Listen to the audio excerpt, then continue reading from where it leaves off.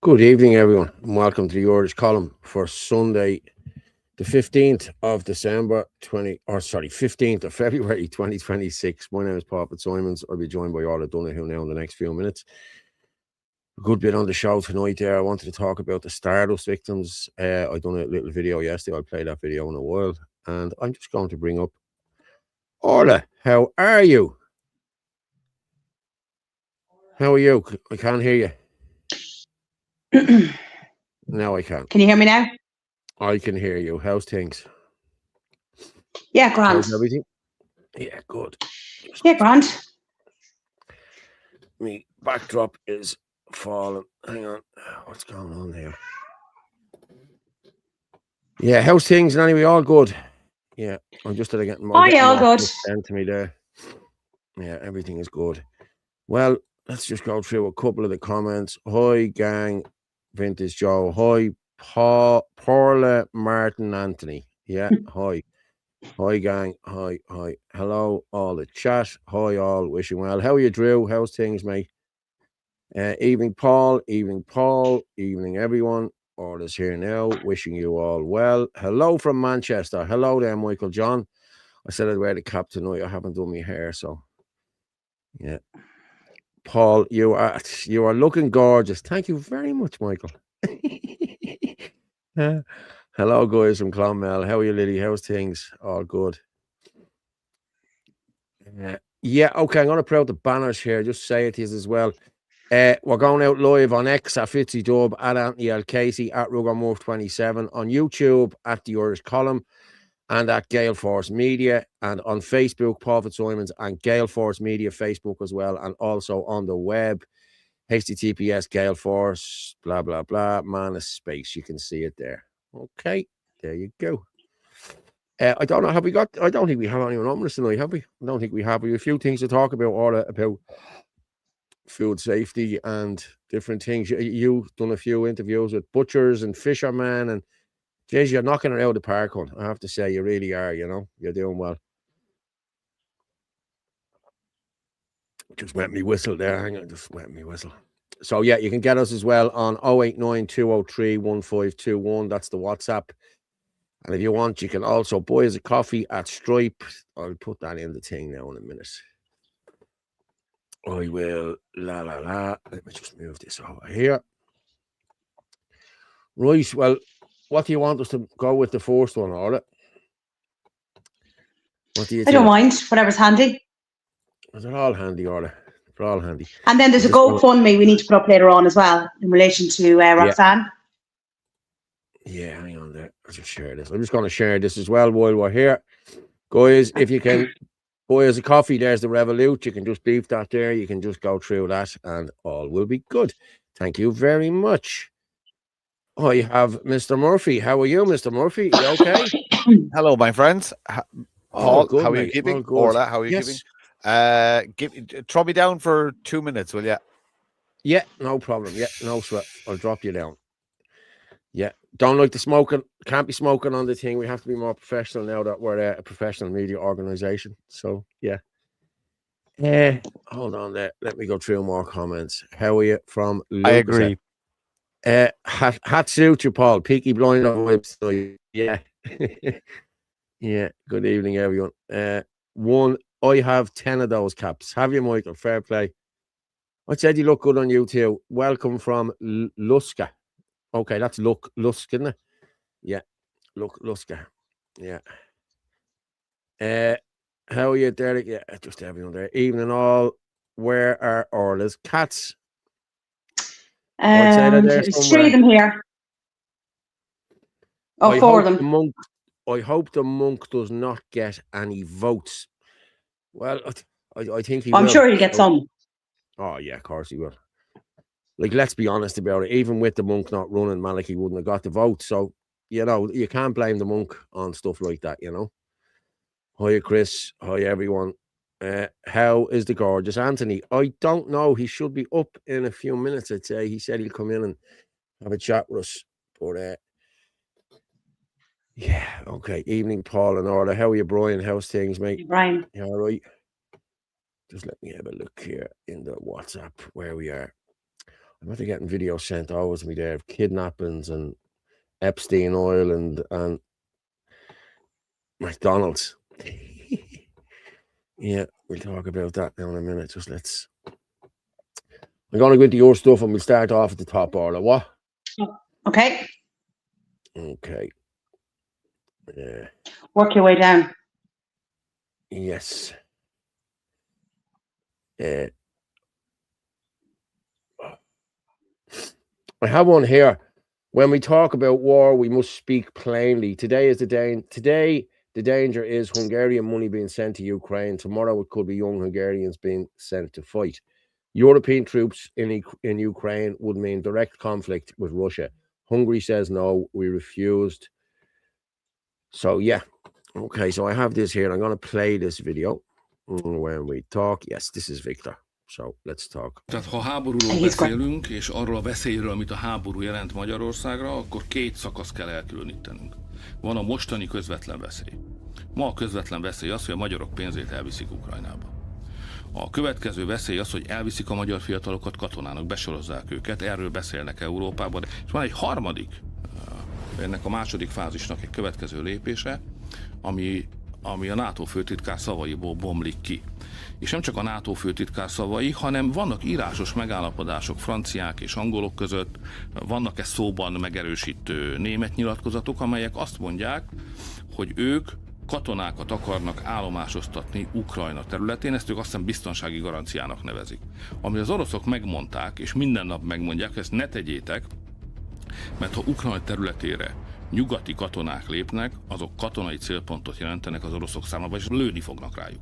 Az azt jelenti, hogy ha katonákat küldünk Ukrajnába, úgyhogy erről nincs megállapodás az oroszokkal, az azt jelenti, hogy európai hadsereg, európai katonák harcolnak az oroszokkal Ukrajna területén. És ez általában nem szokott jól elsülni. Ha megvalósul a nyugati terv, akkor a háború közelebb jöhet Magyarországhoz, sokkal közvetlenebbül leszünk ebben érintve, és a háború romboló hatása, akkor már nem csak gazdasági, hanem fizikai romboló hatása is elérheti Magyarországot. Ezért nekünk most az elején világosan meg kell mondani, semmilyen körülmények között nem fogunk háborúba keveredni Oroszországgal, se Oroszország területén, se Ukrajna területén. Magyarország csak védelmi szövetségben hajlandó részt venni. Okay, so he's saying about conscription there, you know what I mean? That they will be conscripted, like, you know what I mean? But it's not just money anymore they want, you know what I mean? They want to conscript, they want to bring our young children in there. Yeah, go ahead. Just my brother's partner is Hungarian. Very smart lady. She's a doctorate in engineering, or she's just a very smart lady. That woman does not like Viktor Orban. Okay. Does not agree with his policies. Excuse me. Sorry, I'm finished now. Does not agree with his running of the country, etc., etc., etc. I won't say she's left-leaning, but she does not like Viktor Orban. But she has no children, and she has elderly parents, and she's looking through the world. We have long-form discussions on this. She's looking through the world from her perspective. She's a woman, 40s, no children, this, that, and the other. So it's easy to cast aspersions on a leader like Viktor Orban. If she had children, she would be in support of Viktor Orban, because she would not want her children sent to war in an EU army. He's a flawed human, the same as every world leader. They all have skeletons.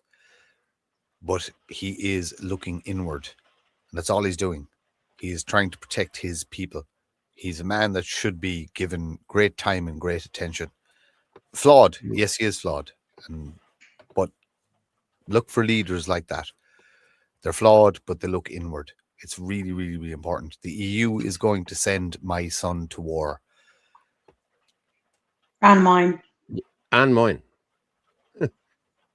over my dead It's on body. our daughters. It's not going to stop with the sons. It'll be the daughters as well. I'm going to tell you a conversation I had about with my son who was in the Defence Forces, who is not in this country right now. We were talking about the triple lock, and he went, yeah, the lab is over, but releasing the triple lock means I can go other places. And he's thinking about his future. He's thinking about how much do I earn and how much do I get out of doing the UN stints. And he's thinking, yeah, I can make bank out of this. And that I'll begrudge no man this. You can be sent to more hostile territory. You're still in a peacekeeper role, so you're not actual combatants. But talk to the likes of Satirical Soldier.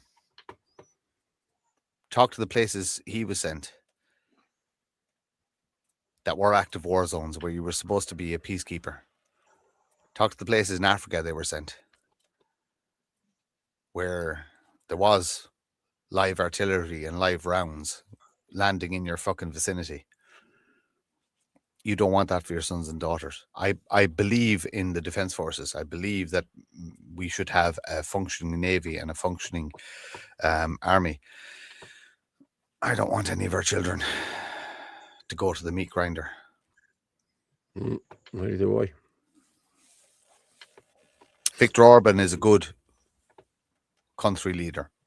Flawed, but a good country leader. Someone's just asking there, when is the Tusla protest? So I'm just going to... What colour is my cup? Green. That's amazing. It is green because you It's have what? a green It's screen. green, yeah. Share this out there. Yeah. Does Justin... does anyone... Hold on. Does anyone else feel like we are going around in circles with the nationalist movement? Nobody is really doing anything concrete and it feels stale at the moment. Thoughts? Yes, absolutely. I agree with you. 100%. 100%. Hence, that beautiful logo up in the top right corner. You have to adapt. You have to change. And in fairness to the team I work with and the beautiful people I work with, we adapt and we change. We still have politics in the background. We're waiting on something to happen. We still have Shin Nadina and Anthony Casey, Paul Fitzsimons, Orla Donoghue launched Gale Force Media. And Paul is doing his thing. Orla is flying with her thing. I do my thing. Anthony does his thing. We adapt and we change. And we're constantly trying to find solutions to the issue of fatigue. Because fatigue happens. We had this conversation on Spaces about Spaces fatigue. It happens, but we reinvent, we rebuild, we constantly reach out for new connections. Somebody asked about Orla's cats. There they are. That's River. What's his name? River. I thought you said. How does Paul feel about the monk running in the Dublin by-election? It's all the one to me who runs, to be honest with you. You can run anywhere you want. You don't have to be from the area. In saying that, he's from the area. He's done a lot of good work. A lot of people don't like him, but he's done a lot of good work. Can I give a personal perspective just on it? I think Paul Fitzsimons and the monk. This is Martin Murphy's personal view, nothing else. It's nothing to do with politics. It's nothing to do with the show. This is just my personal view. I actually think Paul Fitzsimons and the monk are the perfect running partners, because they both have been fucked over by media. They've both been fucked over by the state. They've both been fucked over personally. Neither one is a fucking saint. I am. Right? Yeah, well, you're not really. But what I'm saying to you is, I don't know. I know you, Paul. I know you're a good human. That's all that matters. I don't know Jerry Hutch. But from what I've heard, he's actually a good human. Forget about all the other stuff. He's a good human. Forget about everything else. Yeah. And I think hasn't he done stuff for Paul for the local community and all that? I think sure, you're he's done I think you're boxing the clubs. perfect. He's I put loads of Boxing honestly clubs, yeah. think you are the perfect running partners because it's a 2 fingers up to the state. And I know people say, "Oh, he's controlled and he's this, that." No, he's got charges and this, that, and the other. Not as a big a scale, but the system has fucked you over, Paul, the exact same way. Not in the same scale, but you have been fucked over in the exact same way by the state, by the courts, this, that, and the other. I think you're the perfect running mates. And it doesn't matter who gets elected. I think that relationship is a relationship that should be built upon. And you mightn't, we're not supposed to ally with everybody perfectly, but there's enough commonality there to actually literally have a crack at it together. And as in, you're doing your thing, Paul. He's doing his thing, but we'll throw no fucking stones at each other. Yeah. Do you know what I mean? And if there's an opportunity to fucking work together, my God, I know for a fact as a man, you are the man to work with anyone who's genuine, anyone who's honest for Ireland and for the people. And why not? Why not? Go for it. The two fucking hand in hand have a fucking crack at the fucking system. Look, he's got more negative notoriety than you do, but who's to say that doesn't help him? You know, you've got a lot of positive stuff behind you, Paul. I don't know. I think it's a positive relationship. I genuinely do think it's a positive relationship, and it's not what is on offer, so to speak, from the other so-called nationalist candidates that are going out there. We'll name no names. Yeah. Kevin And look, what we learned from the Maria Steen saga is that he's perfectly entitled to be on the voting register, and then it's up to people who they want to vote for. But he's entitled, like everybody else, to be on it. But sure, what's wrong with the ordinary it'll be interesting to see, will there be any sort of a change? But answer me this, right? What's wrong with the ordinary decent criminal? Nothing. They're probably more honest than what's in the doll. They are more honest. What harm has the ordinary decent criminal done to you? Martin Ellis, I would be trusting Paul as a TD to get the country back to the Irish. Well, I could talk for Ireland, lads, and that's exactly what I'd be doing. I would make my voice heard, and you'd hear me every day in the doll. You'd hear that. The guy shouting over in the corner. Paul, you know what we do? You know the way RT have their plinth outside that the politicians come out and speak. We'd fucking get a shinier fucking Gale Force Media right beside it, and we'd actually do the interviews right fucking beside them. Just every time they went out to make an announcement, you'd be standing beside them to go, "No, fuck that shit. That's all lies." And sorry, apologies, I didn't mean to curse. Beep language, Martin. Apologies. But look, I think it's a relationship that needs to be pursued. You're going to be running a good person to be civil with. That's all I can say. And I'd love to see that. I'd love to be in a fly in a wall, listening to Paul talk to Jerry in relation to where you align policy wise, where you align future of the country wise. I actually think that would be a fucking fantastic conversation. I'm sorry, Carson. But I think that's something that Anthony could host if Jerry was up for it. Just a lovely debate between two opposing candidates who potentially have the ability to work together for the greater good. I'd love to see that conversation. Dublin activist. Christy, how are you? Can you mention the 4th and 5th Port Dáil on March? Yes, I will put up the poster now in a while. I'm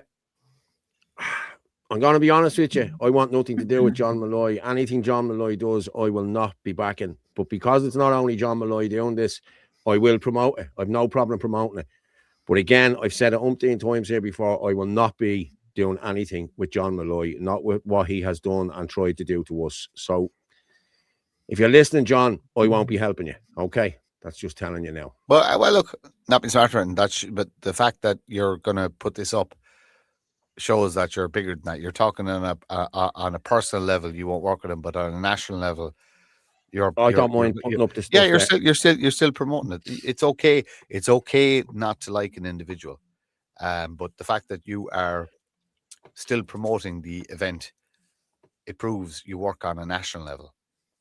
Christy, if you're there, if you can send that in to me, I haven't got the what you call it, the poster there, but if you can send it in to me, or someone can send it in to me there, 203 1521, I will promote any nationalist, but as I said, I won't be there myself because I don't want anything to do with that man, I'm being honest with you. So that's just me on a personal level, but I will promote it and I will get people to promote it.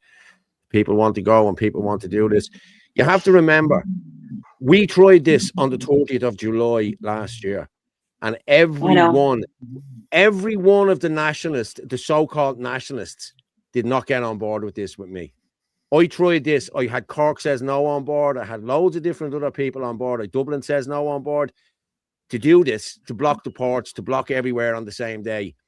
And it fell flat on its head because of some leaders in Cork told them to pull out. Leaders in Dublin told them to pull out. And I was left here with a couple of hundred people. That would have made no difference at all. We needed thousands out that day. And for that reason, I will not be backing these people anymore. I'm being honest with you. But I will put it up. Don't you worry. Comments. Okay, show us there. Make sure. There's a mixed stories about John Malloy. Can we ask what he's done, if that's okay? I think we've already went through this. I don't think we need to get into that. I'm not dragging it back up again. I'm not going to drag it back up again. I agree. I'm moving on here with this. These people mean nothing to me. These people, the same, Steensons, Bloys, Herman Kellys, these people are just dead to me. I'm being honest with you. And I will move forward. I truly believe that everybody, when they started, had the best intentions. I truly believe that. Unfortunately, human nature is easily corrupted. And whether that be through your own failings, your own ego, or external influences, this is just a fact of humanity. And look, we had a conversation on Spaces, and you actually said I'm too forgiving. I am extremely forgiving, and I am, and I don't mind it. But I agree with your stance there. You are personally not going to back any individual, yet you are man enough to still share the information. That is a leader, Paul.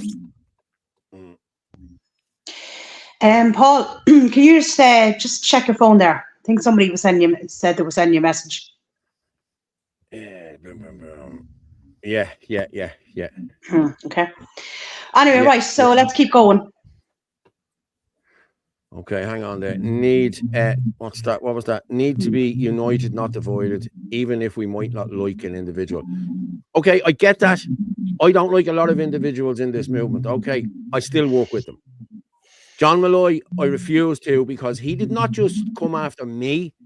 He came after Shinnin Adina, Ireland First, Anthony Casey, and I'm just not having it, lads. I'm sorry. I'm just not having it. We're here to build something for the nationalist movement. This is what we are. Gale Force Media, the Irish Column, Ireland First, Shinnin Adina. This is all for the nationalist cause. This is not for money for me or money for Martin or money for Orla, because trust me, we haven't got a pot to piss in. This is coming out of our what money? There's no money. There is no money. That's what I'm saying to you. So we have to do all this off our own back. People try to pull this down. I will not talk to these people. I've spoke about this on umpteen times. The man said I was a lawyer. That's one thing I'm not, is a lawyer. And anyone who knows me will tell you I'm not a lawyer. If I have something to say, I will say it. If I haven't got the receipts, I won't bring it. End of story. So I'm looking here now. Bought out. I don't know whether they bought out. Wait, what did John Malloy do? Listen, I'm not getting into it, to be honest with you. Chris Bourne, 4th and 5th down. Sounds like a stay. Yeah, it is a stay over at the Dáil. We tried this. We got on board with all this last year. The camp out, the whole lot. Martin, you camped out. You did everything. Yet we were stabbed in the back after it. So I will not be getting stabbed in the back again by anybody. I will not leave myself open to that. That's just the way it is. I'm sorry. Paddy Irish, what's Paddy Irish? It's simple as this. When your country is setting up bypass centres and still open borders, you know the government don't give a shit. They don't need to say it. They just ignore us. I agree. That's fair. Peaceful protest. You're free to vote. Do what you want with no judgment. Yes. Paul, But anyway, just before we move on, I think the by-election would be very interesting to see what change there is in how people are voting. Yeah. What is a nation and how best to preserve, strengthen and defend for the sake of itself and all nations of the world? That's the question that needs to be answered. Poster gone. Oh, okay. Thank you very much. Cheers, buddy. I just got the poster sent in to me there. And as I said, I will promote this. I've no problem promoting it. So, let me just share this.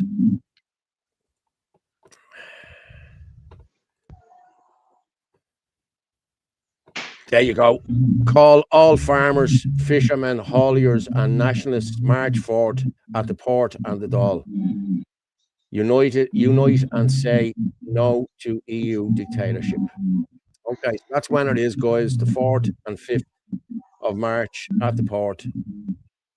There you go. Calling all farmers. If you can make it, you can make it. I'm going to be just lads. A lot more people would go to this and would promote this if John Malloy wasn't involved. That's just the way it is. And I've spoke to people about this. I know people who aren't going because John Malloy is going and he's organising stuff. And I'm going to be honest with you. You go to an opening an envelope in Dublin now, and John Malloy jumps on the bandwagon there and says, I'm opening the next envelope, or I'm doing this and I'm doing that. Let's get the risen people. Let's get all the people together. Let's do this. Let's do that. People are not coming together for John Malloy. I'm being honest with you. If Ferg Power called a march tomorrow, we'd all be at the march tomorrow. And that's just the way it is. Actually, just talking about Ferg there. Just talking about Ferg, there is another protest outside Tusla. Do we have the date of that? It's early March, isn't it?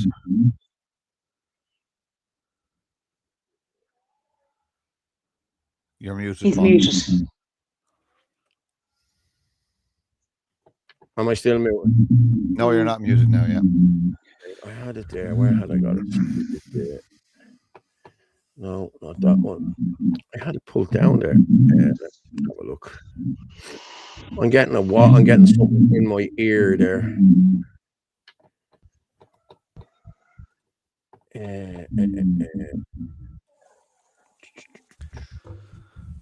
Guys, unfortunately, I'm going to have to jump off. Okay. Pleasure talking to you. Apologies to the audience. I know everybody loves to hear me speak. Yeah, I just had something pop up there. So I will talk to you no problem. after the show. Yes, no problem. Studio. Yeah, sorry, apologies about that. The one thing I want to say is I had a fascinating conversation today with a man from Cork who we spoke about tribes. And this man actually has links into tribes all over the world. The Maoris, Native Americans and stuff like that. And God, it's a fascinating conversation. But I may have very much guessed that if we can in on the Irish column, talk about tribalism and how we reclaim our people, our heritage and our land. Fascinating stuff. But it's for future episodes, but really good. Look, guys, I'm sorry, I'm gonna have to go. Okay, go on, jump off there, and I will talk to you later. Okay. No problem, mate. Apologies about that. No problem. Oh, there we go. Right, gone. Yeah, I'm getting feedback from you, Orla. It's coming you there again for some reason. It's weird. Is anyone hearing the feedback? Thought it was just me. No, and if you hear it, you can't hear it now, so you can't. I'll just let you in and out, Orla. I don't know what's causing this, to be honest. Is anyone else getting the feedback? Yes. Explain that more to me, Paul, about the risen people. There is a protest on the 4th. Apparently, it's the 4th and the 5th. Yeah, that's what it is. Of March. Yeah. You're echoing again. Thank you very much. Exactly, Paul. Sean Steenson and Kelly are shills. They aren't against open borders, mass free immigration. They only want controlled immigration or reduced numbers. They are for legal immigrants, which is even a bigger issue. Yes, it is. And I'm going to I'm just going to put out this, sorry, for Tusla. Okay, this is for Tusla. While I have it here, I'm going to share this. Okay, Tusla is not fit for purpose. Children are being failed. It's up to us to fix it. Organised by concerned people of Ireland. 1st of April, 12 noon, outside Tusla offices, Euston, South Quarter, St. John's Road, West Kilmainham, Dublin. Please support. All welcome. Let's grow the numbers. Now, people, it's the 15th of February today. So you have February and you have March. You have a month and a half now to organise your stuff for this. I'm just going to read this out. This is what Ferg put up. Plenty of notice for this one. And what's more important than protecting the most valuable, most vulnerable children in our society? I'm going to move this in front of me here so they can see it. It will be interesting to see who promotes and supports it, because it was noted at the last time who didn't the day before is no good promoting this, which is true. If you're going to promote this as an influencer or whatever you are or whatever you think you are, put it out now. Get the names out. Get this out. This is what's happening. Tusla on the 1st of April. People travelled from the north, the Midlands, the south, even across the water from England, and then and we had people from Dublin who could have easily turned up but didn't bother about online for clicks, likes, and revenue. All mouth, but can't be asked to turn up on the day when it actually counts and matters. Who gives a flying? Who called it? It's not Irish parents who have had enough of children being trafficked, tortured, raped, and murdered in this country, and all sanctioned by this absolutely rotten to the core and satanic state. If you don't like someone or you don't get on with a certain person for whatever reason, I am imploring everyone, please put it aside for a couple of hours on this day and come stand together and put the fear of God himself into these absolute monsters by showing them the sheer magnitude of Irish men and women who will not accept the rape of our children anymore. Direct action works. Not long after we had the gathering at Tusla in December, Pat Rabbit stepped down his chair, which is true. Run, Rabbit, run, but no one can stop what's coming. You will all have to answer eventually. Please, everyone, make it your business to attend this and let all the demons know that God's children are for sale. No more. Fair play. We are demanding accountability, and we will not stop until we get it. Protect childhood innocence at all costs. Yeah. Sorry, I threw me. Sorry, I moved that over there without, and you got me ship. Do you like me ship? That's me ship. Yeah, it's a big ship. Do you like me big ship? Yeah. Oh, I'll bring you up now. I said you've just that parked outside, have you? I have it parked up in the house there, just at the end of the marina. No, that's Kusadasi. That was Kusadasi 2 years ago. Jesus, hard to believe it was 2 years ago. I was there with the kids. Yeah, we have someone in the, I'm going to turn you down. We have someone in the chat again who's been this channel is important because what's said on this RTE will not say. So we have to do their jobs. Yes. Angela Leggett. Hello, Angela. Good evening. A gay Christian would turn the other arse cheek. Yeah, okay. Yeah. The audio issue echo through someone's speakers. Yeah, I don't know what. Paul, stay in your own lane. Don't mind them. Paul, stay in your own lane. I'm not minding them. Martin, these people are dead to me. I do not give them oxygen. I don't give them air anymore. I've no interest in these people. People have rang me, oh, speak to this body, speak to... Don't want to know. I don't want to know about any of these people. These people, they're obsolete now in the movement. People know what they are now. So I'm not getting into bed with anyone. Kevin Coyle, everything John is trying has been tried before and more. It won't happen. It will fall flat on its arse. Yeah, I think you're right. What's with the muffling? I don't know what it is, mate, to be honest with you. I really don't. Who is John Malloy? He's a guy from Donegal who, listen, he does good work, but he's just done the dirt on me and my crew. So, as I said, I won't be getting involved in him. Yeah, for anyone on the fence watching this is not about hating people, hating foreign people. I have had friendships with Indians and Brazilians. This is about calling out the corruption of this country. Yeah. I'm going to put this one up now.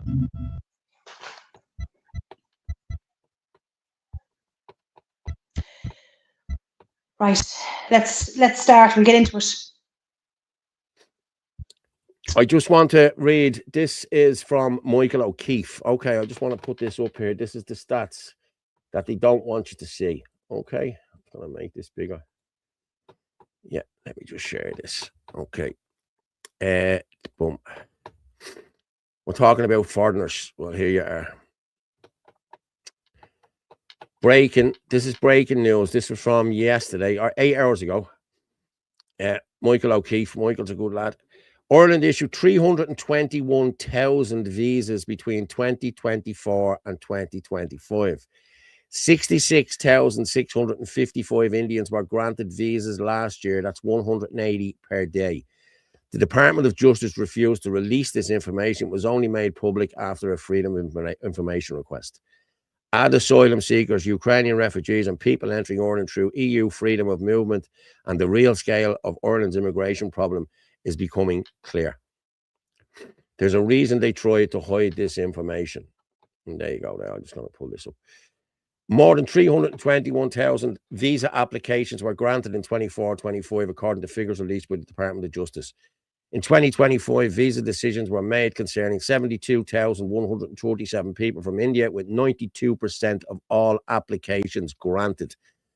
Overall, there were more than 205,000 applications made to the state last year for business, work, or leisure, with decisions made in around 195,000 cases. The visa was approved in 161,084 cases, while 34,089 applications were rejected, a success rate of 82.5%. The Department of Justice had originally refused to release the information, saying it would have an adverse effect on immigration controls. So these, they're the stats. This is what's happening. The EU, they're coming in from the EU. Look, there's 400 million people can march through here whenever they feel like it. And that's just the way it is. There's nothing we can do about it. They have freedom of movement because they're EU citizens. Same thing is going to happen when all of these Indians come to Europe and get their European citizenship. They will be over to Treasure Island and claim the benefits and do whatever they want. And people have to realize as well, these Indians that are coming in here, there's 2 or 3 of them buying the houses. Family members, they're allowed to go into this and they're allowed to buy between them to buy this, whereas we can't do that. So husband and wife is the only one that can do that. Like, you can't go in with your man, dad, and your sister and say, listen, we want to buy a house. That's not how it works here, but it works for them. Mm-hmm. But that's what we've always said, that's what happened over in the UK. You know, it wasn't illegal migration, it was legal migration.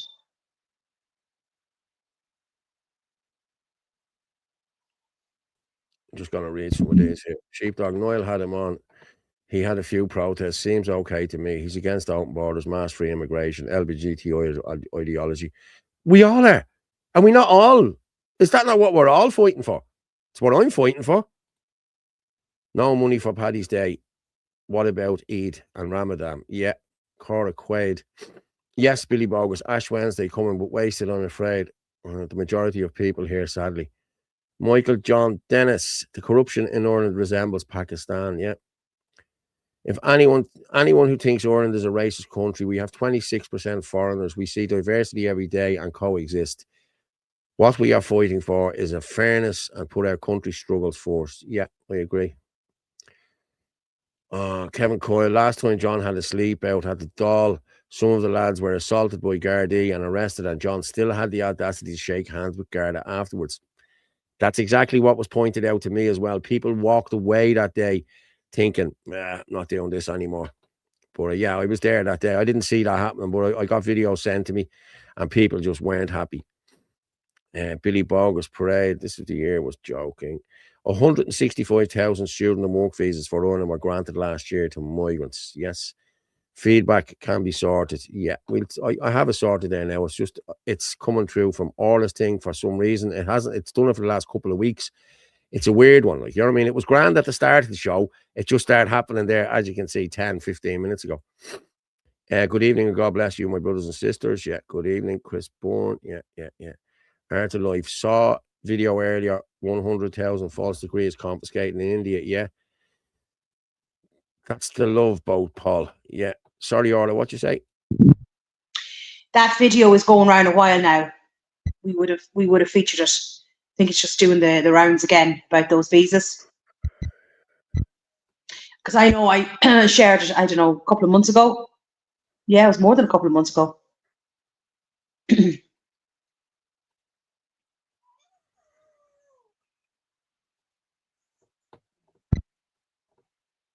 The truth is, so many companies like the rest of Europe has been sold to foreign companies, which means just like the EU.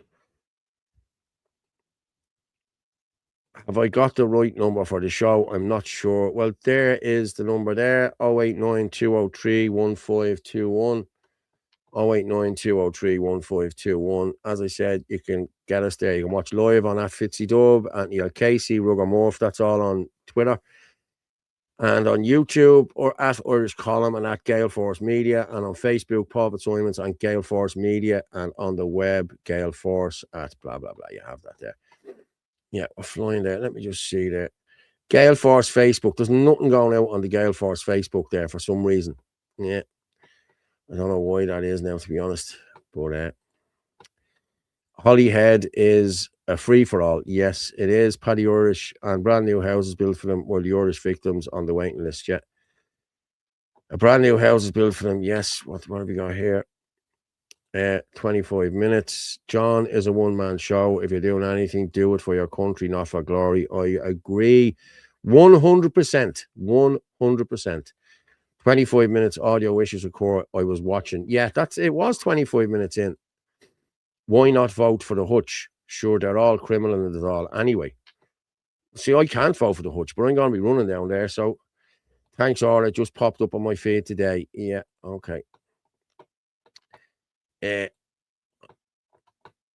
Out. I said, let's start firing stuff out.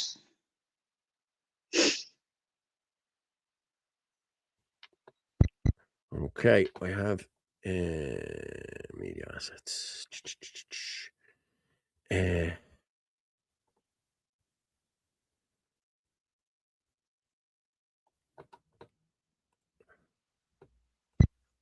I'm going to play The Butchers from yourself. No, I'll tell you what I'm going to do. I'm going to do the Stardust thing that I have there. Let me just get this up here while I have it.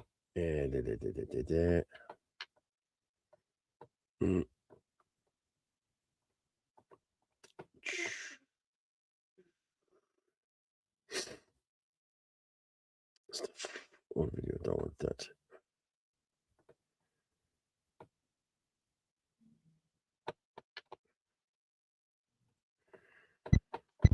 Sorry, I'm just looking for this here.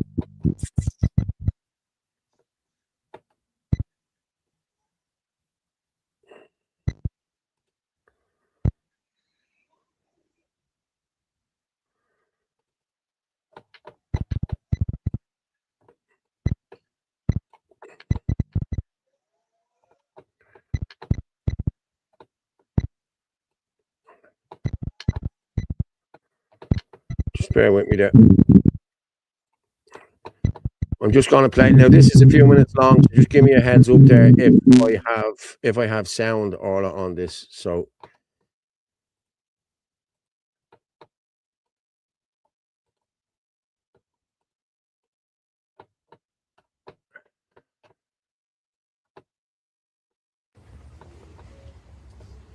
Michael Barrett, Richard Bennett, Carol Bissett, James Buckley, Paula Byrne, Caroline Carey, John Colgan, Jacqueline Croker, Liam Dunn, Michael Farrell, David Flood. Can you hear that okay? Fraser, Michael French, Josephine Glenn, Michael Griffiths, Robert Hillock, Brian Hobbs, Eugene Hogan, Myrta Kavanagh, Martina Keegan, Mary. I don't know why that's so low. I really don't. Here. What? You can hear it, but it's quite low. I don't know, can you turn it up anymore? I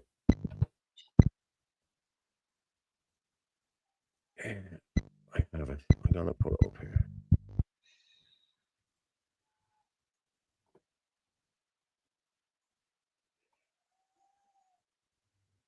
Yeah, I have. I'll tell you what I'm going to do. Sorry, Orla. Sorry, that's my bad there. I'm actually going to pull it in here. Actually, in here, because I made a video. It's 12 minutes long. And what happens is it won't let you put 12 minutes into this for some reason. It's over 200 megabytes. So I had to play it from there. But I'm sure once this goes up there, I'll play it and I'll pull the other ones in here one at a time and we can play them and you should hear it. Okay, it shouldn't be. I'll pull them in now in a minute. But I'll play the first one first. It's the 48 victims, the 48 people who never came home. They're just talking. She's just mentioning all their names. So, yeah.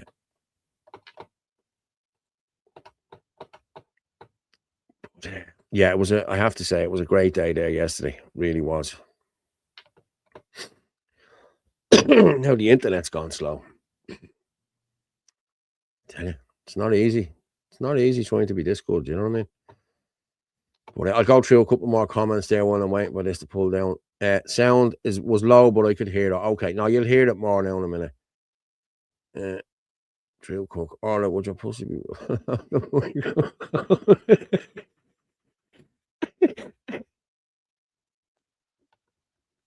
Drew. Oh, Drew, you're not a man. You're not a man. Sean Mack.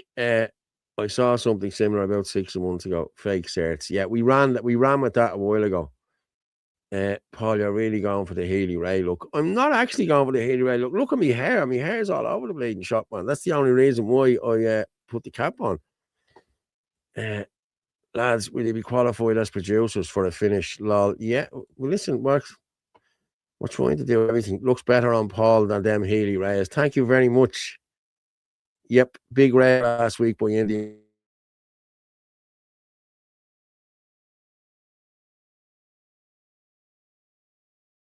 Why am I gone off? Am I gone off?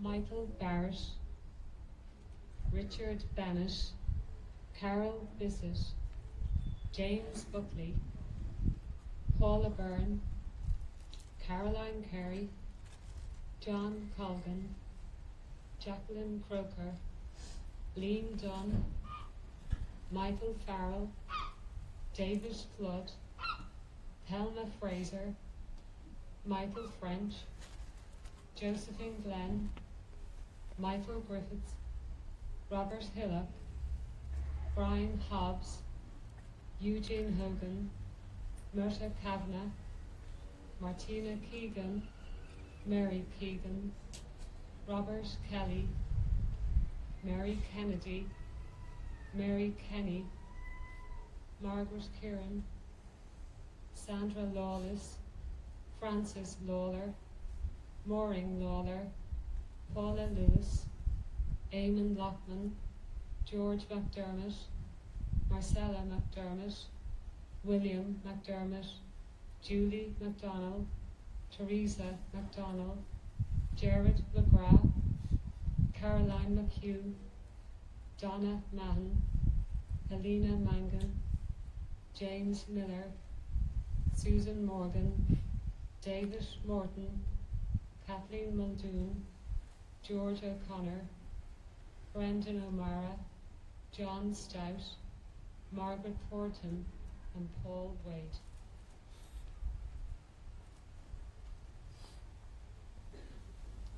They shall never grow old, as we that are left grow old. Age shall not weary them, nor shall the years condemn. at the going down of the sun, and in the morning we shall remember them. It was a really fitting tribute. That was actually Charlie Board's wife, Charlie Board's widow there yesterday doing that. Charlie was a big advocate for that. You know, he's a big advocate for the Stardust victims and everything else. So I'm just going to follow on with You'll Never Walk Alone. It was just a beautiful ceremony there yesterday. I'll pull down the rest of them there now. There's only 2 minutes each there. So let's play You'll Never Walk Alone. When you walk through a storm, hold your head up high. Here and don't be afraid of the light. At the end of the storm is a golden sky and the sweet silver song of the light. Oh, come to the red. Oh, come to the red. So your dreams be tested. Oh, and alone. Oh, come. Oh, come. Yeah, we hope in your heart. And you never walk alone. Yeah, you never walk alone.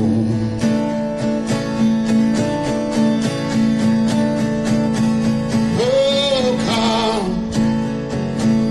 Oh, come. Yeah, we'd hope here in your heart. And you never walk alone. Yeah, you never walk alone. Chris Bourne just asked there in the comments, why were the Garda there? Well, what happened there was it was the Gardaí, it was the fire brigade, and it was the soldiers from the defence forces who helped on the night. They were all there yesterday. That's who them men were. And there was a young Garda there. Don't get me wrong. There was Gardaí there that weren't there on the night, obviously, but the majority of the people that were there were there on the night. If you look, I'm going to just play Amazing Grace then, and I have one more just to finish off then, and we'll move on.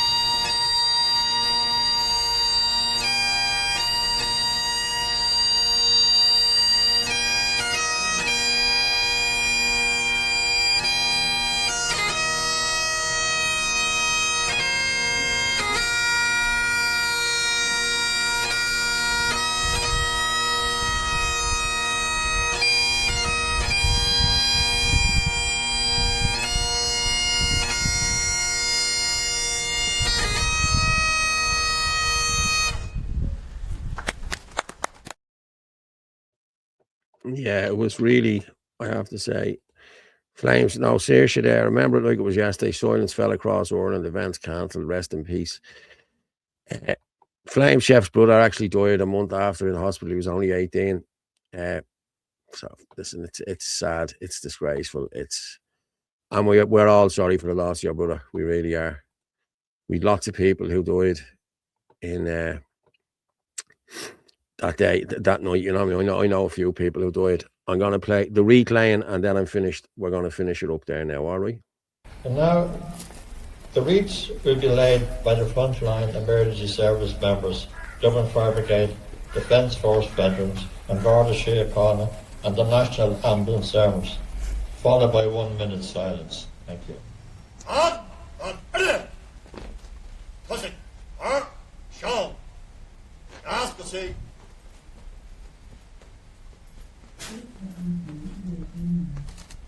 And info. Stop. 8P. Wreaths will now be laid by Defence Forces veterans, Garda Síochána, Dublin Fire Brigade and the National Ambulance Service. These are the frontline services that attended on the night. Carry on.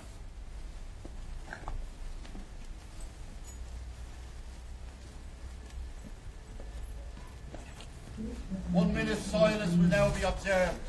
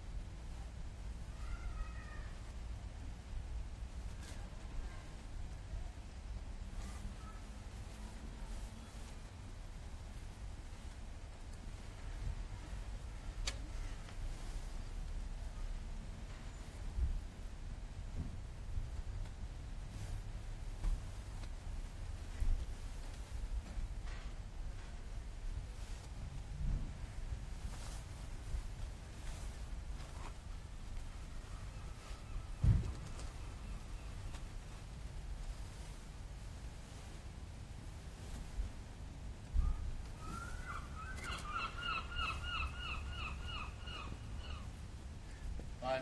The last post will now be sounded. Up. Peace.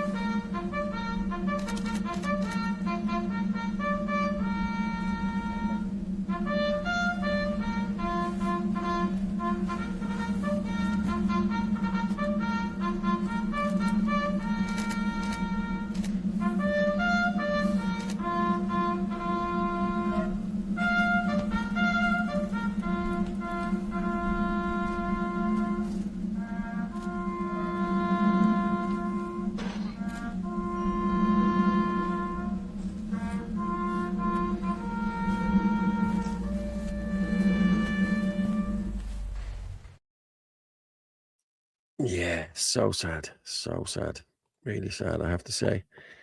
But yeah, to see what they get. I actually done a video the other night down there. I went down there on Friday the 13th, and I just done a little video. I'm going to play that little video now, and this video has got plenty of hits and plenty of this. People agree with it, and people I met yesterday said the same. Fair play, thanks for doing the video. So I'm going to just play it here now.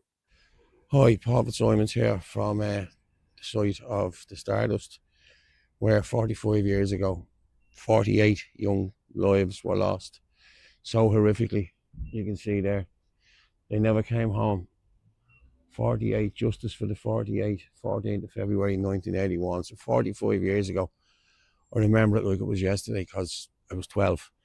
And I remember walking my mother and my sister out onto the Tonagee Road to get a taxi.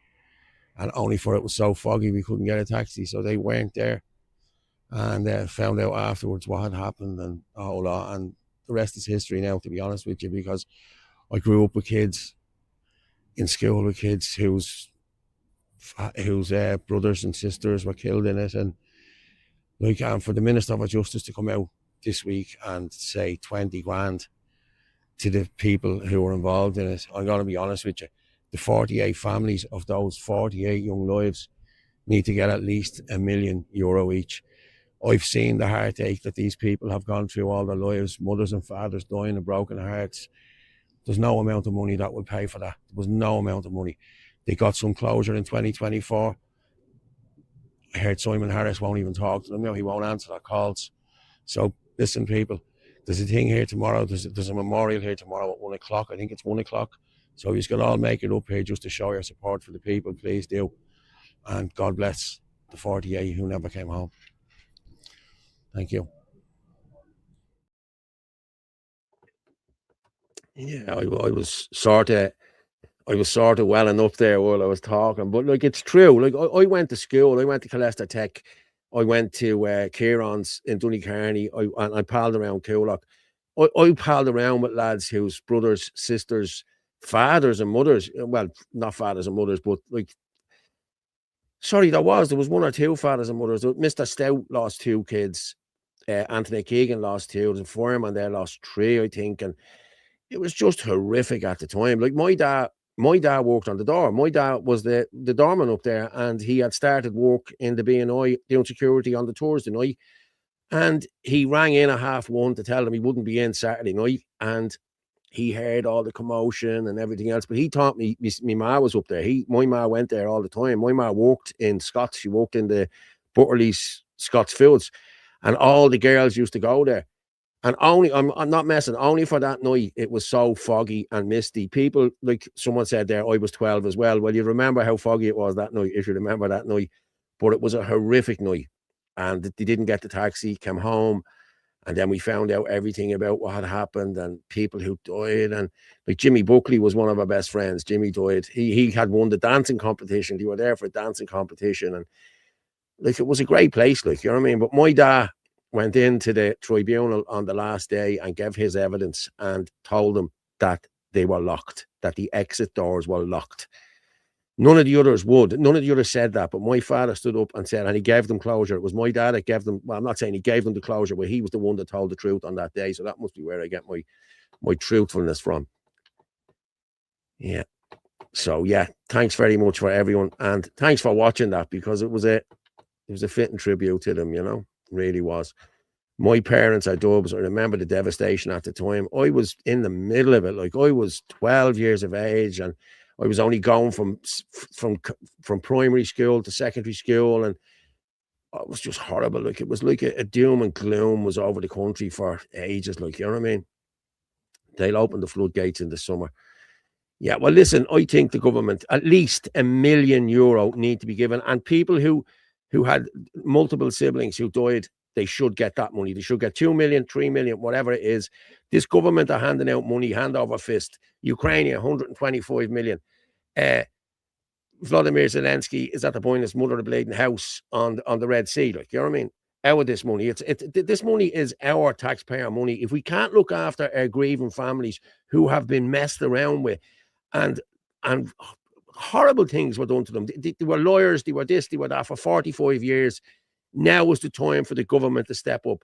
Instead of giving your millions and millions and billions to refugees, look after these people who deserve it. So a friend of mine just popped up there, Fiona, crying. Fiona, how are you? Nice to see you listening. So thanks to everyone. But yeah, I worked with the lad Keegan in Smurfits. He was a printer. In excess band, nice dude, lost his 2 sisters. My heart always goes out to that family. Yeah, I was talking, Paul, can you please put up your contact information again, please? Pamela Doyle. Yeah, hang on. There's the 089. There you go, 089 203 1526. You can send that in to us. Send us in anything you want there. And there you go. You can get us on Fitzy Dub, Anthony Casey, Rugger Morph. You can, yeah, that's where we are. I'll bring you back up there now, all right.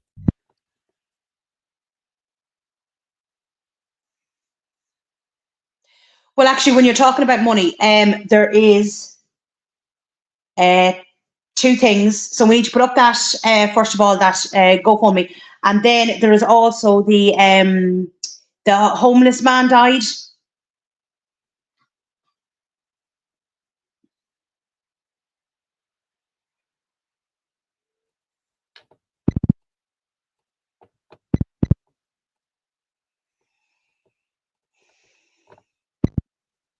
I will let you talk to this, Orla, because you know what's going on with this one.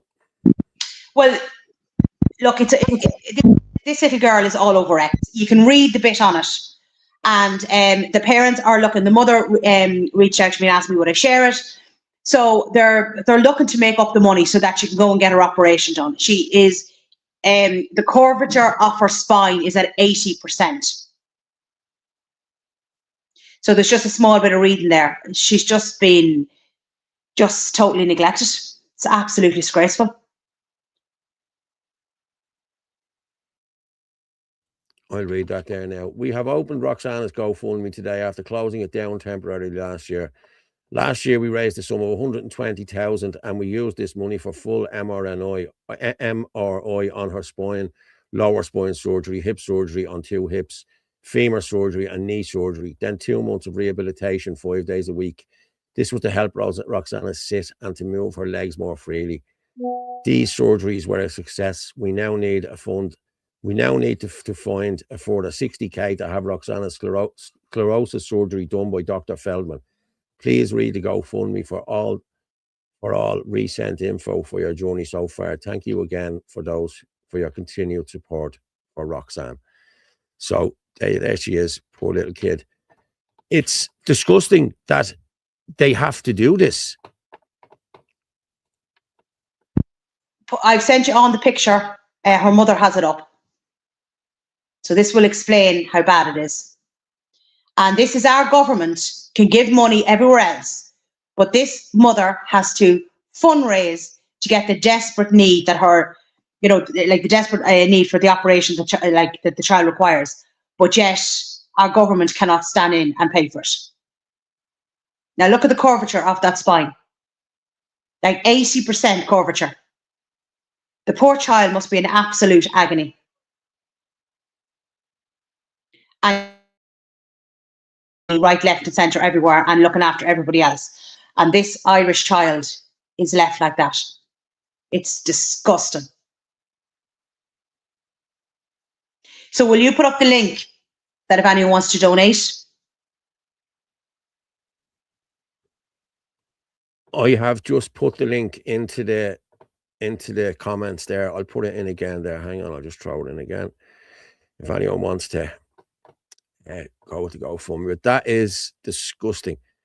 I don't mean that is disgusting. It's disgusting the way that child has been left for that. This government have failed these kids. They failed Harvey Sherritt. They failed all of these kids while giving billions and billions and billions of euro to illegal migrants, to Ukraine, to the EU, to the World Bank.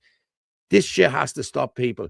These kids need to be looked after. These kids need to be, these are the most vulnerable kids in this country. These need to be looked after. I don't care. This government needs to get their finger out. It's an absolute disgrace. There's nothing short of a disgrace that little girl is left like that. It's disgusting. And no money, yes, as somebody said there, no money for own. Now, will you play the homeless man? Wait till you hear this now. This is the 4th Irish person that has died on our streets in the last few weeks. 4. There's no money for hostels. There's no money for mental health services. There's hardly any funding for the homeless crowds, like the Liberty Soup Run. It's, again, absolutely disgraceful. But I mean, it's okay because we sent Zelensky so that he could buy his mother a house. But that's all right. I'm not worried about that. Nobody. Look this way. Look over there. That's what happens, Orla. That's what happens. Let me just go through this. Pamela Doyle. Sorry, click on the link and bookmark it. Yes, that's exactly what you do. It's appalling. It is appalling. That's a hard watch, lads. Heartbreaking. So sad. Makes me so angry. Yeah, I'm the same. Pamela Doyle. Paul, get Fox News to do a special on Ireland before Paddy's Day, especially the state of healthcare. We have someone that is in contact with some people in the States. So, yeah, we could. My God, it's disgraceful. They don't care about their own. You're right, Maria. They don't. Chris Bourne, I've copied it if you need it, Saoirse. Yeah. No money for the Paddies, money for fucking Abdullah. Yeah. You have me coursing, lads. The Irish government are servants to Satan. Yeah. Dennis O'Brien should fund her treatment. He got taxpayers' money for nothing and a mobile phone license to make millions, to make billions. another 10 million over to the World Bank. So, you know, why doesn't he fund it? Or any of the rest of our TDs that are on over 100,000, plus all their expenses.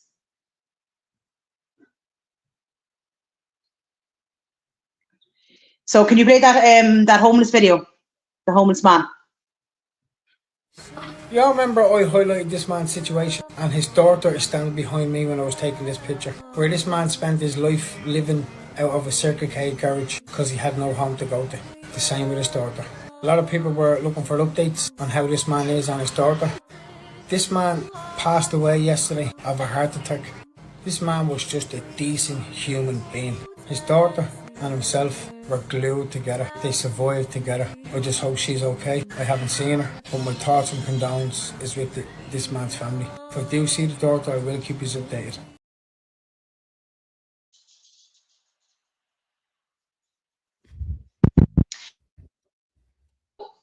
I don't think the beginning of that played properly, but that man died.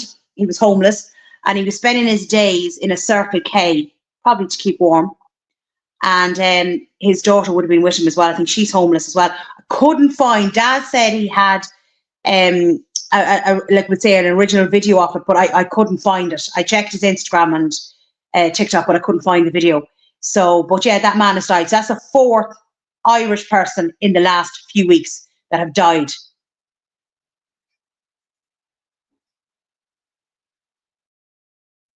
It's horrific what's going on. It really is. I'm going to be going out on the streets now next week. I'm going to take the mics and the stand, and I'm going to go to and talk to our own homeless. That's what I'm going to do next weekend myself. I'm going to head out and do that because it needs to be done. Peaceful protest. This is shocking. This government should feel ashamed of themselves. They don't feel ashamed of themselves. That's the problem. Here I can't listen to this shit anymore. My heart is broke. Night, folks. Good night. I'm sorry. Listen, this is just the harsh reality of what's going on in the country, and it needs to be brought. You know what you say? I said we have to show it. Like that fundraiser has to be proper up at that little girl. Who knew about that man that's after dying? Like, do you think that's up on RT? That's not up on RT.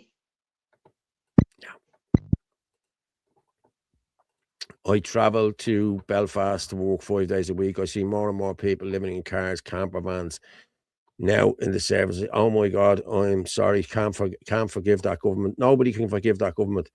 Paul, do something on the attitude of Sinn Féin. Sinn Féin are traitors. Traitors, that's all they are. But you're looking there, people are talking about, sorry, Orla, I'll bring you back in now. People are talking about, like you said there, he was in the Circle K to keep warm. I remember, listen, I was homeless years ago when I was a kid, and I used to travel up and down on the Dart all day. Just lying there on the Dart, and I'd sleep for most of the day. If I woke up in Hout, I'd be grand, or you know, whatever. But that's the way it used to be. And like, I was homeless for a good year and a half, maybe 2 years, you know. Well, a lot of people don't want to go into the hostels. Either there's no room for them or there's drugs in the hostels. So they're caught, especially if they're trying to stay clean. We don't have enough hostels. We don't have enough mental health services. You know, it's an absolute joke. But yet money can be thrown everywhere else. Yeah, Flame Chef there. Paul, you should talk to working young men in hostels. Yeah, listen, I have a friend, I know someone works in Merchants Quay, so they will probably organise it for me. So that's where I'll be going. I'll be going through Merchants Quay, and that's what I'll do. I'm going to start that next week. I'm going to have to start getting out on the road and doing this. You know what I mean? Going out. There's homeless kids living around the area here. I see them passing by every night, but they don't like to talk to you. They don't talk to you. They just want to get back to wherever they are and get their shit sorted and be gone. But these people need to be highlighted. Their stories need to be highlighted. And that's, yeah, I'll be doing that as I'm from next week.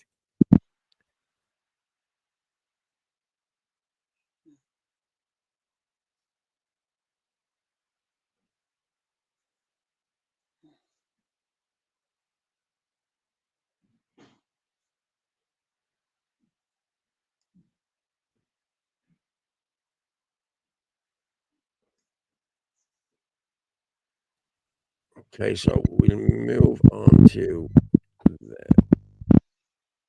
let me just have a look there. Facebook. Yeah, I just want to go with this. I don't know whether you can hear me there or not. Yeah. The other night, Kat and Carl had it was a great night, apparently, had by all. But I couldn't make it in. I'll be honest with you, I know money people, so yeah, I just hadn't got the money to be going in, to be honest. But this was it here. This is Callum Lapsey's post. This is what pedos do when you expose children being groomed. They hate free speech. Please make sure you give number 2 Bar and Grill all your support and positive reviews. Thank you. So this is what Ireland Against Fascism. Now, Ireland Against Fascism, for people who don't know, is run by a parasite, and that's all I can say, a parasite from Cork who killed their own son. This is what they wrote up. Number 2 Bar and Grill in Tala hosted racist bigots tonight. Callum Lapsey, Katrina Nolan, Neil Murray, Derek Domino et al. Shame on them. Let the pub know how you feel about them hosting racists. People, if you can go and have a few beers and have a bit of grub in the Number 2 Bar and Grill, please do that. Because all they did was let free speech reign. That's all it was. It was a comedy show. And listen, if you're going to comedy, a joke is a joke. Okay, if you get offended by a joke, just don't laugh. Just walk away. Don't be calling people out and saying that this and that and this. Like, I know Kat, I know Carl, I know, like, I know all of them there. I know Derek Domino and Neil Murray. We've had Neil Murray on the show umpteen times. And these are all good people, good loving people. They're not far right. They're not. And I'm going to be honest, we've lost the argument if we keep going on saying we're not this and we're not that. We know what we are. So as for Ireland Against Fascism and the parasite that runs that page, there you go. That's for you, hon. Yeah.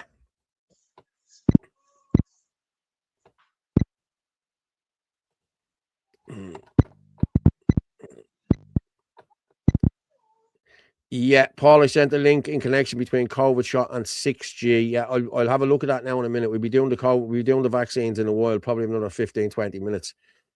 And we'll talk about that.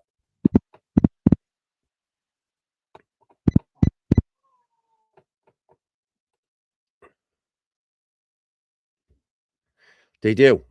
Number 2 Bar and Grill deserves support. Please do support Number 2 Bar and Grill. Zarowski is good. Make sure to send the commies away once the ashes are. Yeah. Ireland Against Fash has organised a protest for Friday night. Cal had it up for next Friday or for last Friday. Was it, Angie? Don't mind them. Paul, why don't you point out everything about the Scapitici files? Check out the Seamus Carney reports on it all. It will destroy Sinn Féin North and South. Okay, I will have a look at that. No problem. I will. Heroin and crack cocaine. Satanta 7. Where's the beardy fella? He's not here today. He had to go off. He had an emergency. So let me just, okay, that's that one gone. Let me see what else we have. Sudden and unexpected. That's for something else. Yeah, I want to go with this here. Yeah, let me just share this here. And then Frank Conway, one of our lads, Frank Conway. I'm just going to put this up here now. He put up a post the other day. I'm just going to...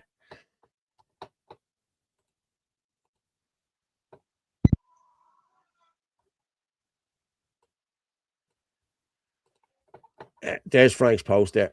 Okay, let me just make that a bit bigger. Yeah. Okay, there we are there. This family faced deportation from Ireland during the week. Some locals and NGOs came out to support the family and protest Minister for Justice Jim O'Callaghan's rightful deportation order. He backed down and delayed the order. It has now come to light that the mother, Titalia Olakawami, I can't even pronounce it, whose asylum claim was dismissed after the Irish authorities uncovered the use of allegedly fraudulent South African travel documents.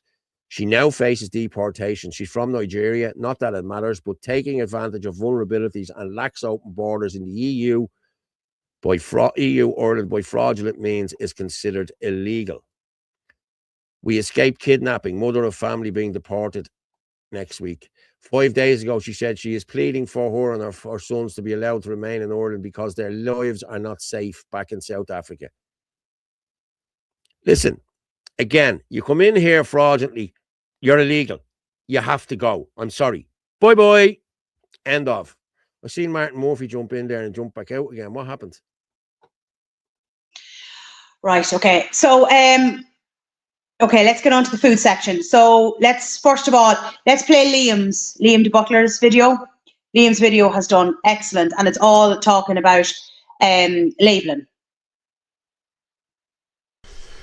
So this label, we all know it means jack shit now. Thanks to corruption and greed, they have tainted what was once a very good label to see on food.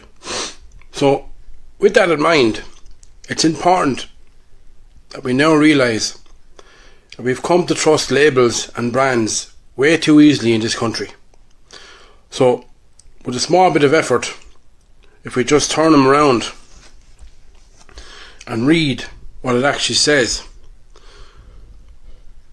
Irish beef ribeye steaks. And where is it packaged? ABP Care, Kilcommon, County Tipperary. So at least you know you're getting a genuine Irish product.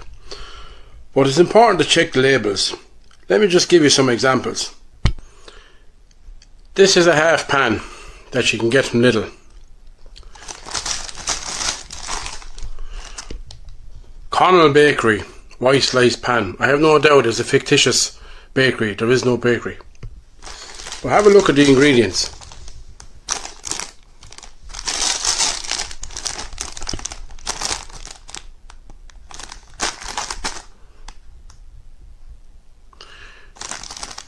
Palm oil, palm fat.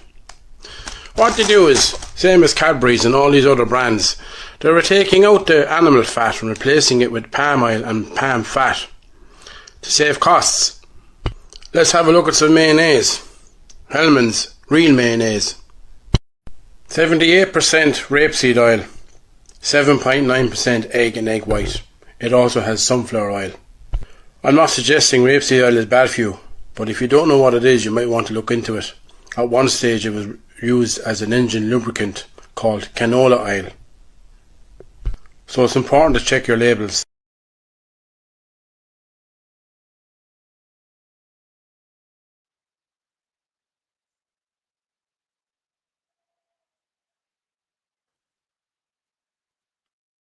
I'll let you talk about this one all if you want. Okay. Well, I'm just recording this here now as well. So that is, again, the excellent work by Liam de Butler. And it just shows, again, the importance of labelling. And Liam's going to have an awful lot of more stuff coming up as well, just highlighting all different things that's going on, especially in relation to, we'll say, labelling, traceability and all that. So fair play to Liam. He's doing a great job, and keep it up. Now, so that's in relation to meat. I've sent over a different butcher's video. I just put it out the last couple of days. It's a lot shorter. You just want to play that before we get on to the fisherman stuff.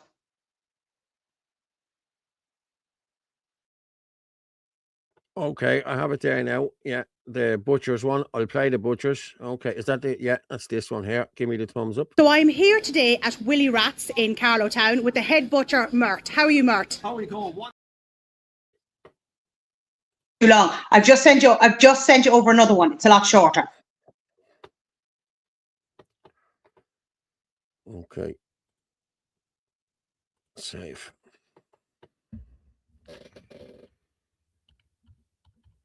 She's great doing everything live, you know. You're talking there, Ola. Hang on. I'll let you up now. Hang on, Ola. Hang on. Yeah, so just play that one. It's only 2 minutes and 41 seconds because I've cut it. So the full video is on my Facebook account. But the lads were great. I have to say, I'd say the majority of the videos that I've done, the butcher's ones are always the best crack. Do you know? There's always good laughing before and afterwards and everything. Because you can just have, you know, you can have just, it's just a laugh with the lads. Liam is spot on. He is, Chris. He does excellent work. He's my new and improved Nick Delahanty.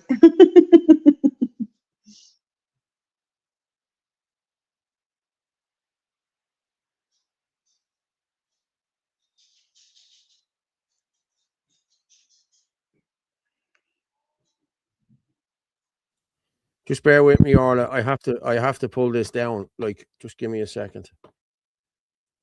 Boom, boom, boom. Just give me a second there. Yeah. See this live. Hang on, let me see. Brian and Darren, I see there, but I'll play that now in a minute. I'll pull them up now in a minute. Just.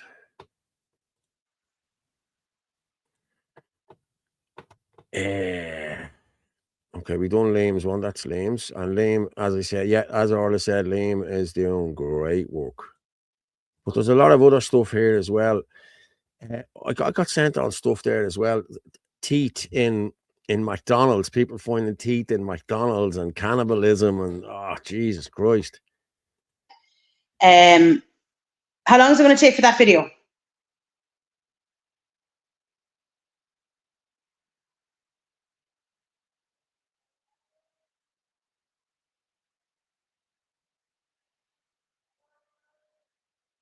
Right. Okay. There.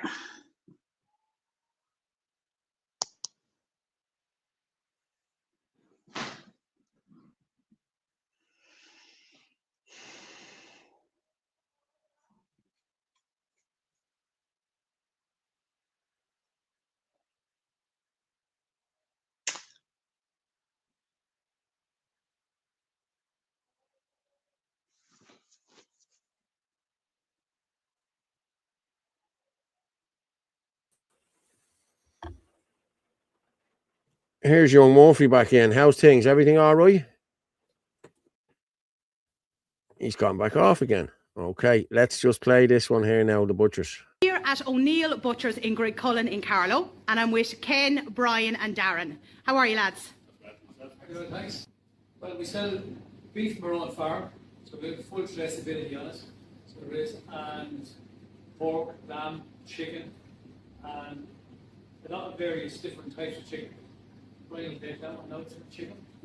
So a lot of our chicken then is all gluten-free, so we have cordons, we have Maryland, we have Kievs as well. It's all gluten-free chicken, as well as our burgers are all gluten-free.